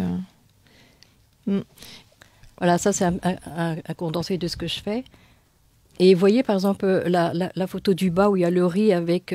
c'est une ratatouille. Alors c'est un moule spécial. En fait, j'ai mis un moule à peu près de 5 cm et j'en ai mis un plus petit au milieu pour pouvoir insérer le... Alors il y a beaucoup de gens sur le profil de la cuisine de Hawaï qui me disaient mais attends, comment tu fais pour mettre ta ratatouille? Mais c'est sec et la sauce, mais c'est plein de commentaires comme ça. Alors j'ai dit je leur ai dit vous faites cuire, puis c'est du riz parfumé que je mets avec un peu d'épices d'Inde. Et puis j'ai dit, alors je leur ai expliqué le truc, il dit oui mais la sauce, j'ai dit la sauce ça se voit pas puisqu'elle est dans la ratatouille. C'est quand vous allez prendre vos fourchettes et écraser le riz que vous pourrez manger la ratatouille et sa sauce avec le riz. Si je mets la sauce, ça va détremper sur le riz. Visuellement, c'est pas joli. Ah oui, vous avez raison. Voilà. Alors, est-ce que tu cuisines chez des particuliers ou est-ce que tu amènes toi-même tes plats qui sont déjà tout prêts? Ah non. Quand je cuisine chez des particuliers, j'amène juste ma mallette, couteau, etc. La vaisselle, c'est chez le client. Et une fois, il faut faire très attention parce que une fois, je ne savais pas. Je suis allée dans une famille où c'était un repas pour 7 personnes. Ouais. Du coup, j'avais demandé le menu, etc. Et puis, j'avais préparé... mais ce qu'ils ne m'ont pas dit, c'est qu'ils étaient de confession juive. Et en fait, dans la confession juive, on ne peut pas mélanger certains aliments comme le beurre, comme le truc, c'est assez particulier. D'accord. Mais elle me l'a dit quand j'étais en plein feu. Et après, elle m'a dit, oh! J'ai dit oui. Après, elle m'a dit, ah, mais je vous ai pas dit. Alors, j'ai dit, mais je fais comment? Du coup, j'ai tout mis de côté. Et puis, heureusement que j'avais de l'huile d'olive dans mes... On doit toujours avoir de l'huile d'olive sur soi. Et puis voilà, j'ai tout recommencé. Puis ça s'est super bien passé. Et puis, je fais aussi des ateliers. Des ateliers pour enfants, des ateliers culinaires. J'ai fait montrer comment... j'avais aussi intitulé, au lieu de dire la main à la pâte comme l'expression, j'avais intitulé la main à la graine. Et la main à la graine, c'est faire un couscous du Maroc. Mais fin, très très fin. Et puis j'avais invité des personnes de Facebook, parce que je faisais ça chez moi. Et puis, je disais au début, la participation, c'est chacun amène un ingrédient. Mais attention, un ingrédient, c'est pas... moi, j'amène un petit peu de semoule, moi, j'amène un petit. J'avais fait la liste et j'ai dit, voilà, pour que tout le monde soit à égalité, on partage les trucs. Et puis, on avait fait des ateliers. Et puis après, le soir, ils restent à la maison et on le mangeait ensemble. D'accord. Moi, la cuisine, pour moi, c'est aussi notion de partage. Et oui, c'est ça. C'est important. Et alors là, c'est quoi tes objectifs Alors là, en fait, je l'ai su que ce matin, je t'en ai parlé. Je m'étais calée sur une formation en gastronomie, en pâtisserie, et puis là, j'ai reçu la réponse comme quoi je commence le 30. Donc super, je vais mettre le 30 mai. Demain, quoi. Je vais mettre un peu de côté la cuisine et puis je vais focaliser à fond sur parce que j'ai un projet avec cette formation, c'est de faire des ateliers et de faire de la pâtisserie gastronomique, mais à la portée des personnes qui n'ont pas forcément trop les moyens, parce que gastronomie, ça fait un peu peur ce mot, ça fait tout de suite. Du coup, ça veut dire quoi gastronomie finalement? La gastronomie, en fait, c'est comme pour les talks françaises. Notre présidente, c'est Marie-Sauce. Elle a bien fait le distinguo. Et en fait, quand on a eu l'intronisation, il y avait des personnes qui étaient membres gastronomiques et elle me disait, j'aurais pas dû faire membre gastronomique. J'aurais dû être membre professionnel parce que la gastronomie, même moi, la gastronomie pour moi, ce sont les belles assiettes, c'est vraiment les trucs très épurés, c'est de la cuisine recherchée. Et la pâtisserie gastronomique, c'est aussi faire des pâtisseries qui ont un très joli visuel, qui sont. Moi, j'ai des amis qui font de la pâtisserie, mais on se dit, mais d'où ils sortent ça? Mais c'est vraiment, c'est très fin en bouche. Et puis je me suis dit, ces ateliers-là, je vais reprendre aussi mon truc de chef à domicile et puis mettre aussi mes pâtisseries en avant. Et puis voilà, c'est faire goûter les gens. Qu'est-ce que tu aimes manger, toi? Plein de choses. Il y a deux choses qu'on ne fera jamais manger, c'est le navet. Le navet. Je déteste ça et le jus de blanc. Bruxelles. Et alors j'ai une technique parce que de ce que faisait ma maman, c'était en bouche, c'était acide, c'était pas bon. Et en fait, il y a une technique, il faut retirer les feuilles du chou de Bruxelles qui est déjà pas gros, et puis faire une espèce de compoté avec, et c'est excellent. Mais j'ai jamais réussi à le manger. Peut-être que c'est psychologique. C'est pas très digeste. Moi, j'ai du mal aussi avec le chou de Bruxelles. J'adore. Après il y a des goûts. C'est ça, on ne sait pas pourquoi. Comme l'avocat par exemple. L'avocat, on a l'habitude de le manger en entrée. Et ben là, l'avocat se fait cuire. Ah bon, et ça fait quoi? Mais même moi, je me suis dit, un avocat, quand on va le mettre en cuisson, il va s'écraser, etc. Il faut prendre en fait un avocat qui soit pas trop mûr, et puis de faire comme quand vous savez, quand on fait un pané. Quand on panne une viande ou un poisson, etc. On prépare la mie.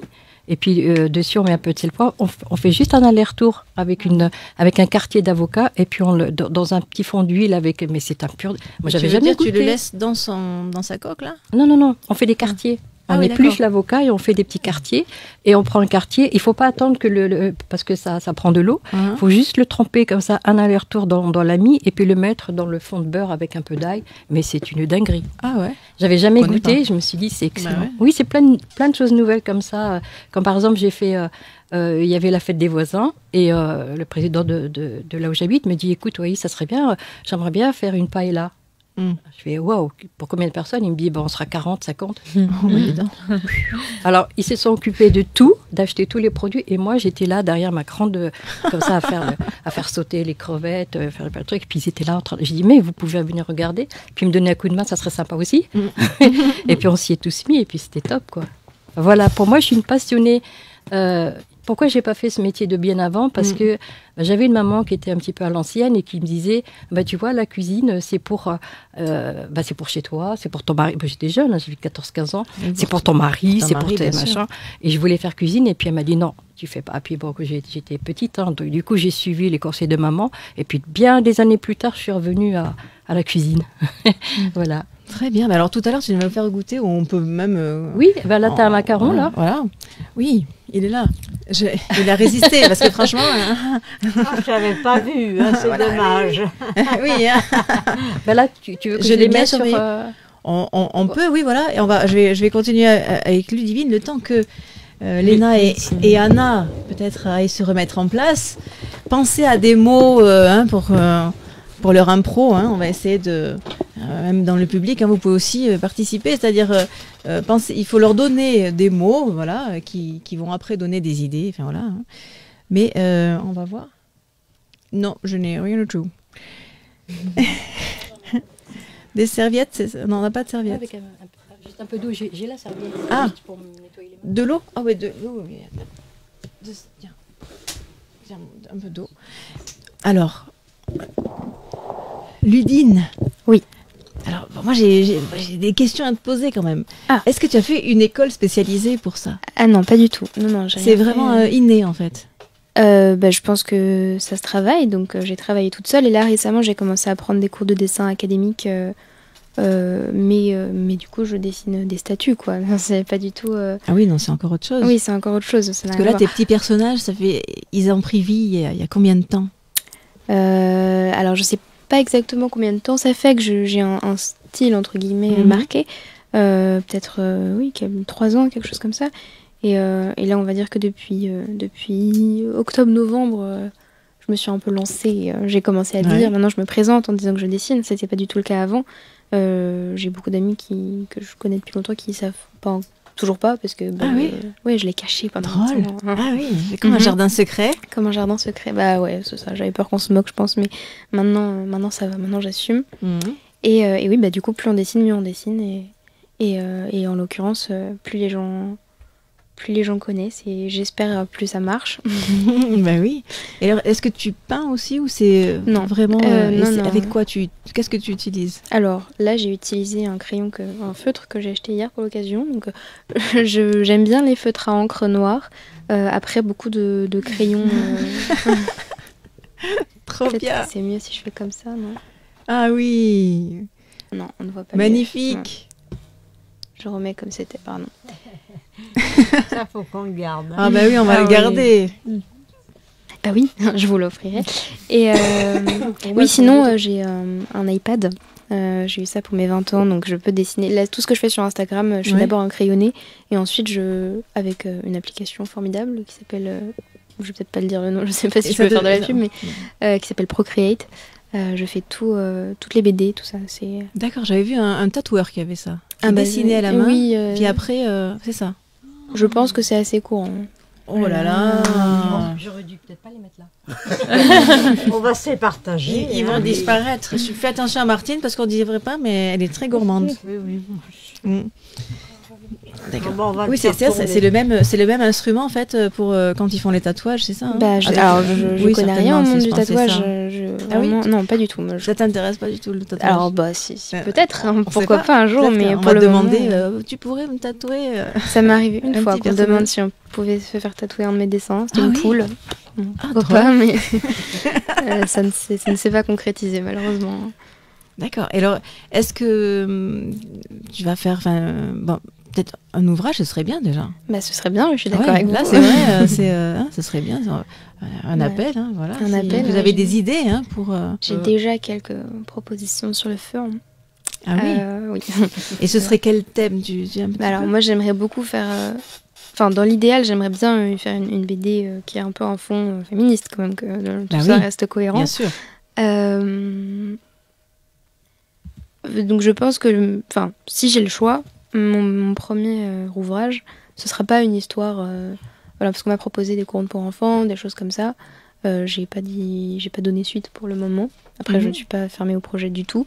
Mais dans l'idéal de chez l'idéal, j'aimerais bien continuer, prolonger ce que je fais déjà sur Instagram, à savoir mener des réflexions féministes en dessin. Mais du coup, là, le dessin est plus au service du texte qu'autre chose. Ma démarche n'est pas uniquement graphique pour le moment. Je suis pas fermée à l'évolution. C'est toi qui écris tous les textes. Ah oui, j'écris tous les textes, oui. Ouais.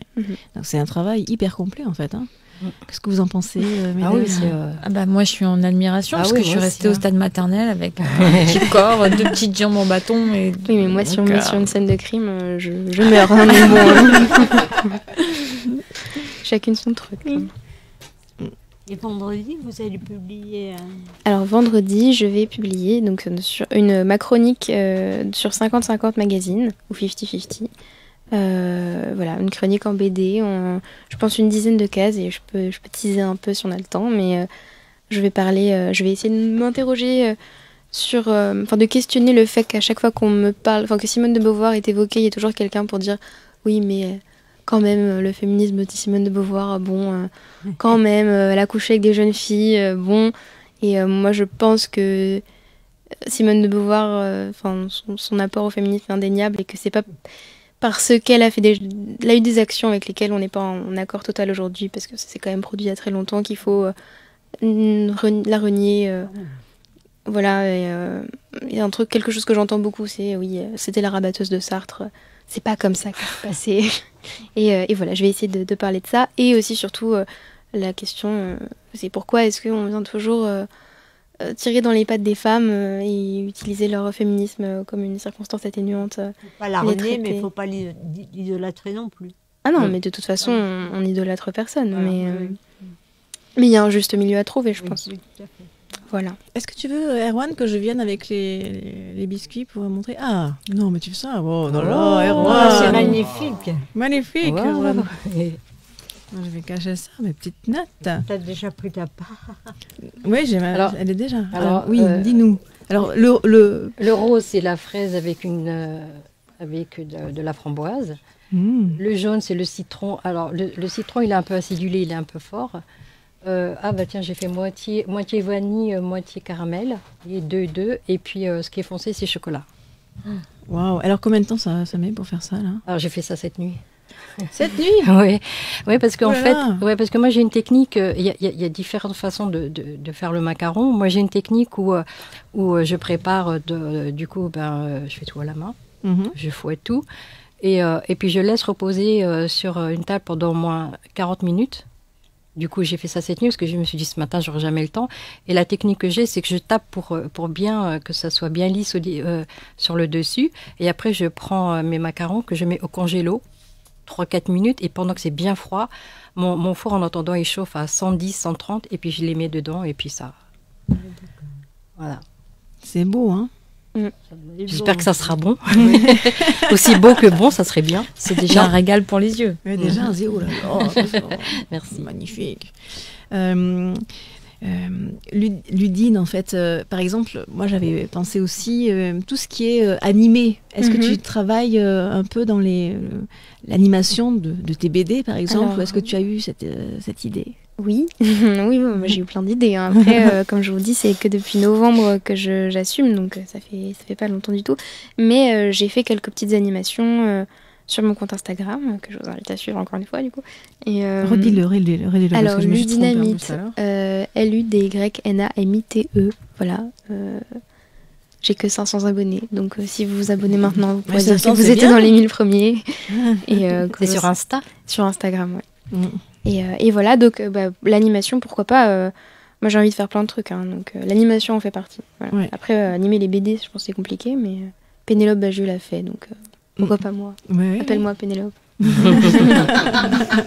C'est bien.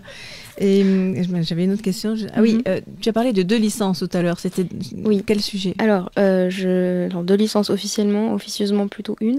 Je suis en histoire, donc j'ai fait prépa littéraire pendant 2 ans, Canipocan. Spécialité de lettres modernes, voilà, après un bac scientifique. Et maintenant, je suis en licence d'histoire à la Sorbonne, donc je viens de la finir, là, depuis 2 jours. Ouh. Très bien. Et j'étais aussi inscrite en sciences politiques à côté, et il se trouve que j'ai trouvé mon engagement politique ailleurs qu'à la fac, finalement, donc, et étant une femme active, j'ai eu du mal à cumuler les 2 licences tout au long de l'année. Et finalement, je vais faire un master, si tout va bien, d'histoire politique des sciences, ce qui me permet de relier tout ce que j'ai fait avant. Ouais, globalement, oui. Voilà. Ouais, bravo. Elle a que 20 ans. Oui, 20 ans. Elle est motivée. Incroyable. Hein. Wow. Oui, c'est franchement... Merci beaucoup. Bravo. Oui. Bon. Alors, je me disais que peut-être, voilà, on pouvait lancer un nouveau défi à la éphémère académie. Vous voulez nous lancer un défi ou est-ce que on vous propose un défi que vous pourriez nous lancer? C'est comme vous voulez. Non, dites pas ça, je ne sais pas. Alors, qu'est-ce que vous en dites, mesdames? Nous, on a une idée. Si vous en avez, c'est encore mieux. Si vous avez des idées, alors faites. Macaron, tiens. On met macaron. C'est un mot ou c'est une idée? Vous pouvez nous donner une émotion qui nous lie entre nos 2 personnages là. On va essayer d'avancer. Complicité. La complicité, très bien. Ça va être difficile. Alors, la tristesse, je sais pas. Alors oui, c'est trop facile la complicité. Complicité et tristesse, on essaiera de mettre. Oui, très bien. Ok. Ah, c'est perturbé ça, hein, complicité, tristesse. On verra ce que ça donne. Et alors quoi d'autre? Il ne faut pas un autre mot, il y a Eric Durand qui est venu nous rendre visite. Est-ce que Eric a un verbe à nous donner? Eric, as-tu un verbe? Non? Il n'ose pas parler. Un verbe maintenant? Oui. Là maintenant, ouais. Quel verbe? Aimer. Voilà. Parce qu'en fait, elles font des improvisations. Voilà.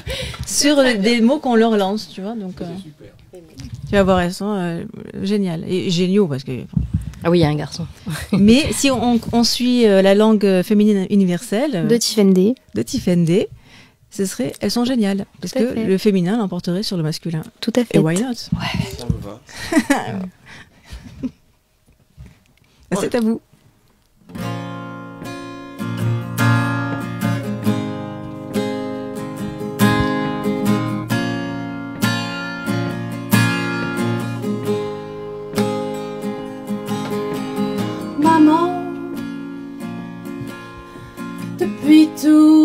ce temps, j'ai pas réussi à faire cuire les macarons. Ils ont cramé, j'ai oublié de les laisser glacer au congélo avant de les enfourner, maman. Ma chérie, n'est pas trop tard, rattrape-toi sur le couscous. Une crevette ou deux en haut, ça fera l'effet, crois-moi. Ma chérie, te décourage pas, rajoute un peu d'avocat. Fais-le paner, paner, paner, paner. Hop, ça y est, c'est fait. La cuisine, c'est avant tout de l'amour. La cuisine, c'est avant tout de l'amour. La cuisine, c'est avant tout de l'amour. La cuisine, c'est avant tout de l'amour. La cuisine, c'est avant tout de l'amour. La cuisine, c'est avant tout de l'amour. La cuisine, c'est avant tout de l'amour. Maman, je suis si contente que tu sois dans ma vie, mais en même temps, j'aurais pas pu être là sans toi. Au fil, maman, je te dois tout ça. Les crevettes, les avocats, le couscous, la panure ou bien même les macarons. Tout ça, c'est grâce à toi, grâce à notre lien si important. C'est bien que demain je serai là à l'académie. Je te regarderai au premier rang, les banderoles. Vas-y ma chérie, je ne te lâcherai jamais. En toi je crois profondément, je ne te lâcherai jamais. Toi et moi, on avance en avant. L'amour, c'est de la cuisine. Non, la cuisine, c'est de l'amour. L'amour, c'est avant tout de la cuisine. Non, merde. L'amour, c'est de la cuisine. Oh. La cuisine, c'est de l'amour. L'amour, c'est de la cuisine.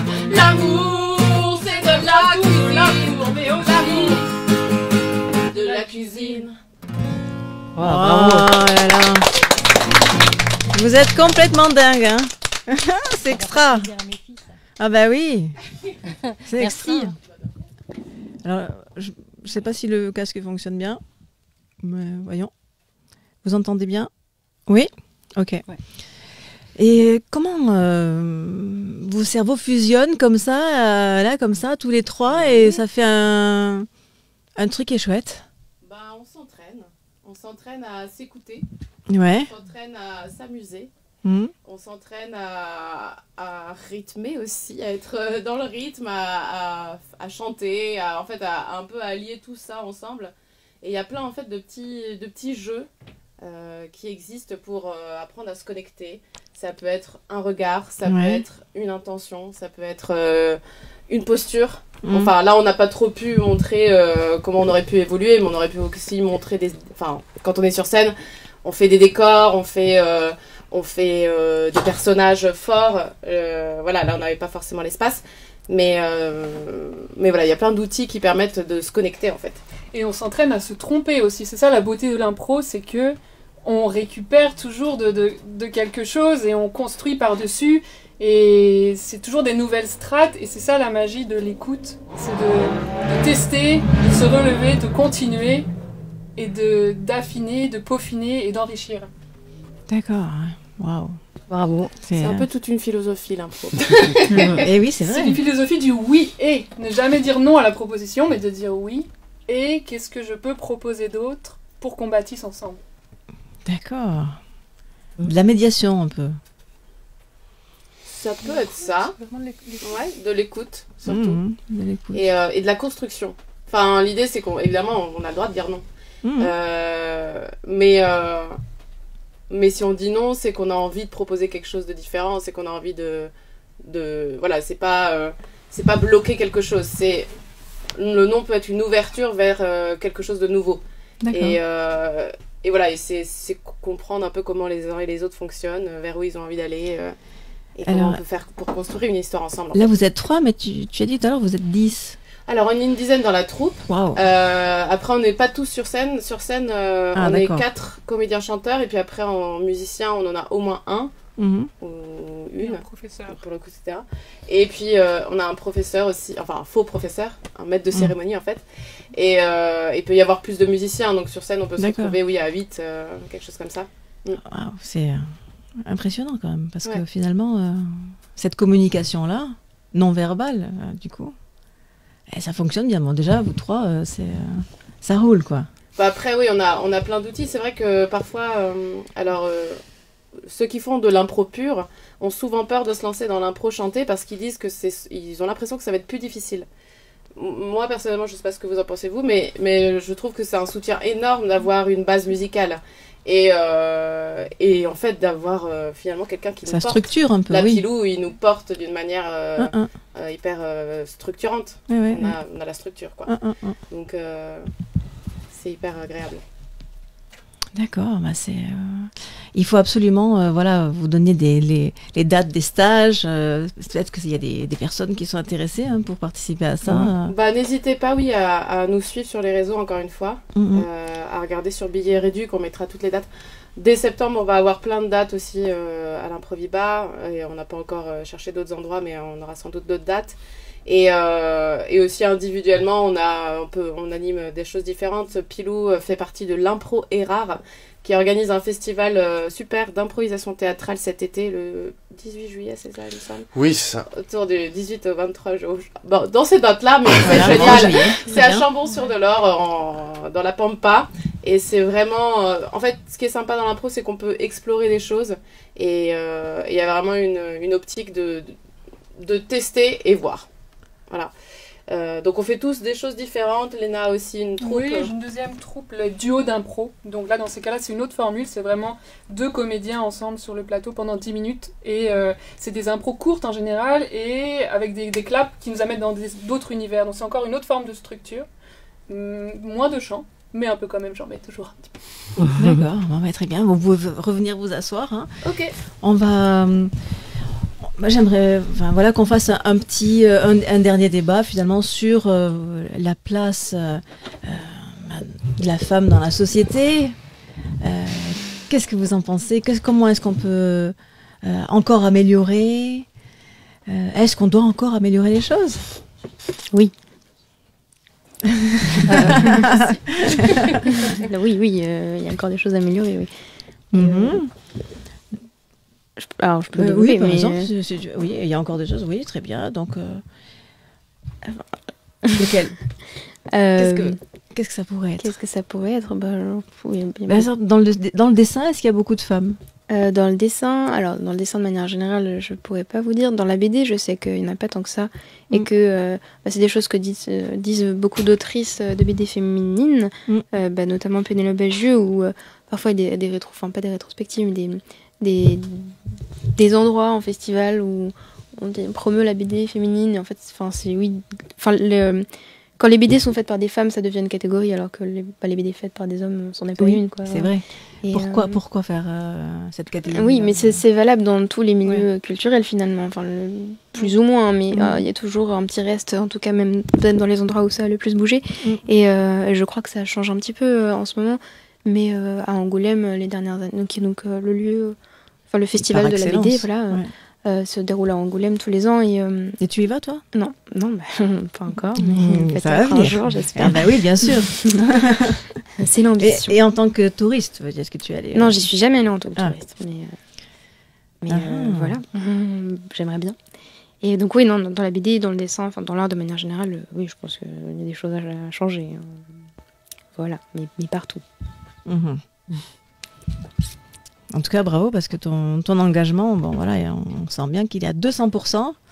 Et alors, on va revoir le croquis que tu as fait. Je ne sais pas si... Ou peut-être qu'on peut le mettre différemment, je ne sais pas. Est-ce que je peux faire quelque chose ? Peut-être lui montrer. Merci beaucoup, Erwan. Erwan.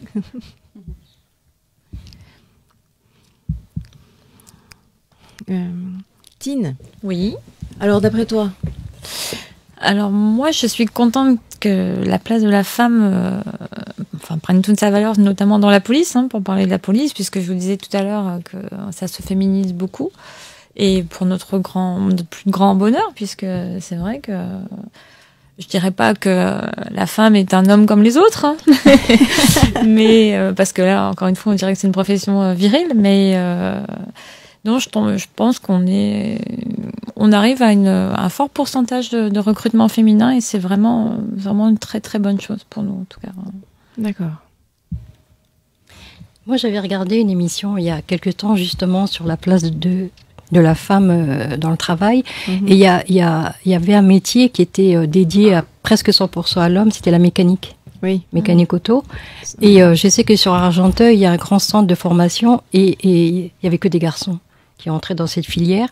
Et là, depuis 1 an et demi, il y a des femmes qui commencent à s'inscrire. Et moi, je trouve ça beau parce que mécanique homme, je ne sais pas pourquoi, les femmes, elles sont aussi capables de faire de la mécanique parce que j'avais remarqué aussi que quand les femmes, elles ont un problème de mécanique dans leur voiture, elles appellent soit un proche, mais jamais une femme. Ça a toujours été... c'est très masculin, ce métier. Et puis en fait, là, ça se démocratise un peu. Et il y a des femmes... Moi, je suis contente parce que ce sont des métiers auxquels on parle pas beaucoup.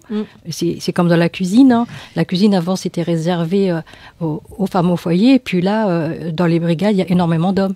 Il n'y a pas beaucoup de chefs femmes. Oui, justement, les grands chefs dont on connaît les noms, qui sont très visibles, ce sont des hommes. Ce sont des hommes, Et alors pourquoi Il y a une grande chef qui s'appelle Anne-Sophie Lepic, qui est d'ailleurs membre des TOC françaises aussi, qui fait des plats, c'est waouh. Et puis je connais quelques chefs aussi qui sont MOF aussi, parce que les titres de MOF est réservé aux hommes. Oui, meilleur ouvrier de France. Voilà. Mais Anne-Sophie Lepic... Elle n'a pas commencé par être chef. Non. C'est son frère qui a commencé. Tout à fait. Et elle a été envoyée dans des études plus féminines. Ouais. C'est après qu'elle est revenue. Quel courage. Oui, d'accord. C'est une reconversion aussi. C'est une revanche. Ah, voilà. J'aime bien ce mot-là. C'est une revanche. Et en fait, c'est vrai que la cuisine, moi, par exemple, quand j'ai fait ma formation, on était 14. Sur les 14, on était 3 femmes. Et il y en a une qui a lâché en cours de route. Très bien. Mais ce qu'il faut se dire, c'est que quand on travaille dans une cuisine, c'est très éreintant. Et c'est vrai, il faut commencer tôt, il faut rester debout tout le temps. Oui. Et ça glisse. Déjà aussi. Mais dangereux. On peut vous pousser. Et puis les paroles d'hommes, quand on vous donne un ordre, c'est limite, c'est agressif, quoi. C'est la brigade. Hein. Oui, d'accord, ça porte bien son mot, mais on va pas dire s'il te plaît, tu peux faire ça. Non, c'est un ordre. Mais oui, chef. Ouais, exactement. Et c'est vrai que la place de la femme dans une brigade, moi, j'en connais pas beaucoup. Là, ça commence à aller. Bon, je parle de Anne-Sophie Lepic, mais il y en a d'autres. Moi, je connais quelqu'un qui a commencé par être apprenti. Et puis là, qui tient une table d'hôte et qui est super reconnu, qui a même ouvert une table d'hôte en Italie et qui fait des plats vraiment de sa tête. Elle crée des plats et puis bon, c'était dur au début et puis elle s'est accrochée. Moi je dis, c'est vrai, dans la vie, quand on veut faire quelque chose, je dis pas femme parce que je suis, moi j'ai ma position de femme, mais je sais pas. Je suis pas trop féministe parce que je me dis, on a toutes nos chances, nos valeurs, et puis il faut s'imposer. Il faut s'imposer. C'est vrai, il faut s'imposer. Oui. Alors que les anciennes chefs, dont Anne-Sophie Lepic, Lepic, elles étaient toutes filles de chefs. Oui. Oui, c'était un peu, disons, héréditaire au même titre que les notaires, les fils notaires, avocats c'est pareil, médecins c'est pareil. C'est vrai. D'accord, un peu comme les musiciens, alors je sais pas pour vous, mais justement quand on dit par exemple une femme qui est docteur, avant on disait Madame le docteur, ça restait masculin, mais là c'est rare quand j'entends doctoresse, ça fait bizarre quand même. Et on dit toujours docteur ou professeur. Moi je le dis, doctoresse. Et depuis que je suis petite, on me disait tout le temps c'est la doctoresse, tu vois, c'est la doctoresse là qui est voilà. Mais c'est resté longtemps très masculin. Madame le professeur. Oui, c'est vrai. Encore, c'est... Oui. C'est comme le maire. On a du mal à dire Madame la mairesse. Madame la mairesse, Et oui, c'est comme si c'était moins de valeur. Exactement. Alors que non, voilà. Voilà. Pas du tout. Moi, je dirais juste, là où je vois que c'est important aussi qu'on se réfléchisse en fait au genre, à la place de la femme, c'est aussi pour nous sur scène, notamment comme on improvise constamment des choses. En fait, on se rend compte souvent qu'on rentre dans des schémas un peu préconstruits et que parfois il faut se poser la question pour déconstruire la logique qui nous est imposée parfois comme ça par notre culture en fait. Et du coup là je trouve que ça a une importance en fait quand nous en tant que moi en tant qu'improvisatrice de me poser la question de quel rôle je vais prendre sur scène et peut-être de les bousculer, de voir ce que ça fait si je suis autre chose que ce qu'on imaginait que j'allais faire. Et c'est assez flagrant en fait quand on est sur scène. Et je trouve que c'est important de le faire pour qu'ensuite on se dise oui, c'est possible de faire ça aussi comme ça, de faire ça différemment. Et c'est une autre normalité. Et voilà, c'est un peu... prendre le positif de cette époque de transition. On est vraiment dans un monde qui change très très très très vite et ne serait-ce qu'il y a des débats qui reviennent de plus en plus en lame de fond avec puissance. L'environnement, on en parle de plus en plus. Ces questions-là du genre, effectivement. Et il y a aussi, je pense, de notre part à nous les femmes, de s'autoriser l'audace. Et oui. D'avancer. Et je pense que à partir du moment où il y a cette partie-là du mouvement qui est fait, en face, la réceptivité peut changer aussi. Mais il y a aussi un élan intime, rester à l'écoute de ses désirs intimes, où je veux aller, qu'est-ce que je veux faire, et avec quel élan, quels moyens je me donne. Et quand il y a cohérence là-dedans, je crois qu'il y a possibilité d'avancer. S'autoriser. Ouais. Martine ? Écoutez, vu ma longue expérience de 70 ans, je peux vous dire que ça change à vitesse grand V dans les dernières années, mais presque les derniers mois. Simplement, ce que je regrette, c'est que ça change pas assez à l'école. Parce que ça commence tout petit, même à la maternelle. Et là, les schémas commencent à s'incruster dans les esprits. Et après, c'est très dur de revenir en arrière. Alors, quant à l'égalité, c'est un mot qui m'a toujours gênée. Parce que je préférais qu'on dise il y a des différences, on reconnaît ces différences et on les met sur les mêmes pieds. D'accord. Bon. Eh bien oui, la place des femmes dans la société, c'est pas facile comme sujet. Mais à la fois, mais ça avance. On a toute notre place. Et voilà. Et voilà, c'est ça. Vous préparez la voix pour chanter le jingle. Et effectivement, l'émission est bientôt finie. Avant qu'elle se termine, je vais remercier EFHCA, c'est Égalité Femmes-Hommes, Citoyenneté en Action, qui rend visible aussi l'émission, puisqu'ils reprennent l'émission. D'ailleurs, Ludine, tu pourrais les contacter, parce que je pense que ça va les intéresser. Ok. Voilà. On doit remercier un monsieur qui est derrière ses bécanes et ses caméras, et voilà, et qui, sans lequel l'émission ne pourrait pas avoir lieu. Donc c'est Erwan. Merci, Erwan. Bravo, merci Erwan. Et puis merci au directeur de la TV web Armada, Rabat Baloul, voilà, qui à un moment donné a eu la folie de me dire tiens Véronica, que ça te dirait pas d'avoir une émission libre à toi. Ouais. Et puis j'ai dit oui, une fois, mais pour le 8 mars. Et puis voilà, c'est toutes les semaines. Et puis en fait les femmes ont besoin de parler, ont besoin d'expliquer ce qu'elles font, et moi je découvre des profils mais complètement dingues, et c'est une passion. Voilà, donc je voulais remercier aussi Rabat, parce que c'est un découvreur aussi. Voilà. Merci à toi. Merci à toi aussi. Merci beaucoup. Merci à toi. Merci à vous d'être venus, d'avoir participé, d'avoir parlé de vous. Voilà. Et effectivement, dans cette émission, moi j'attends que vous parliez de vous pour justement donner aussi à d'autres femmes l'envie de venir et de vivre leur vie pleinement. Ouais. Voilà.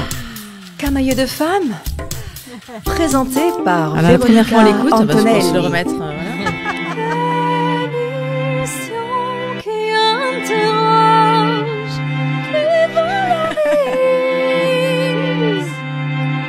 La place des femmes dans la société.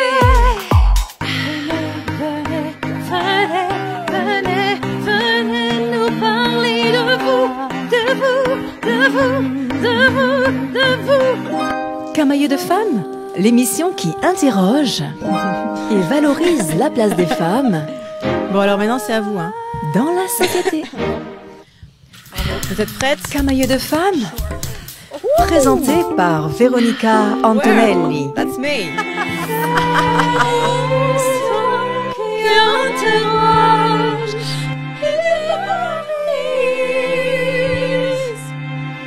La place des femmes dans la société.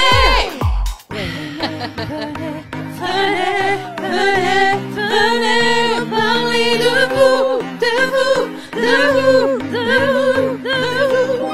Camailleux de femmes, l'émission qui interroge et valorise la place des femmes dans la société. Un grand merci. Merci. Beaucoup. Et ça termine sur le dessin magnifique, le croquis magnifique de Ludine.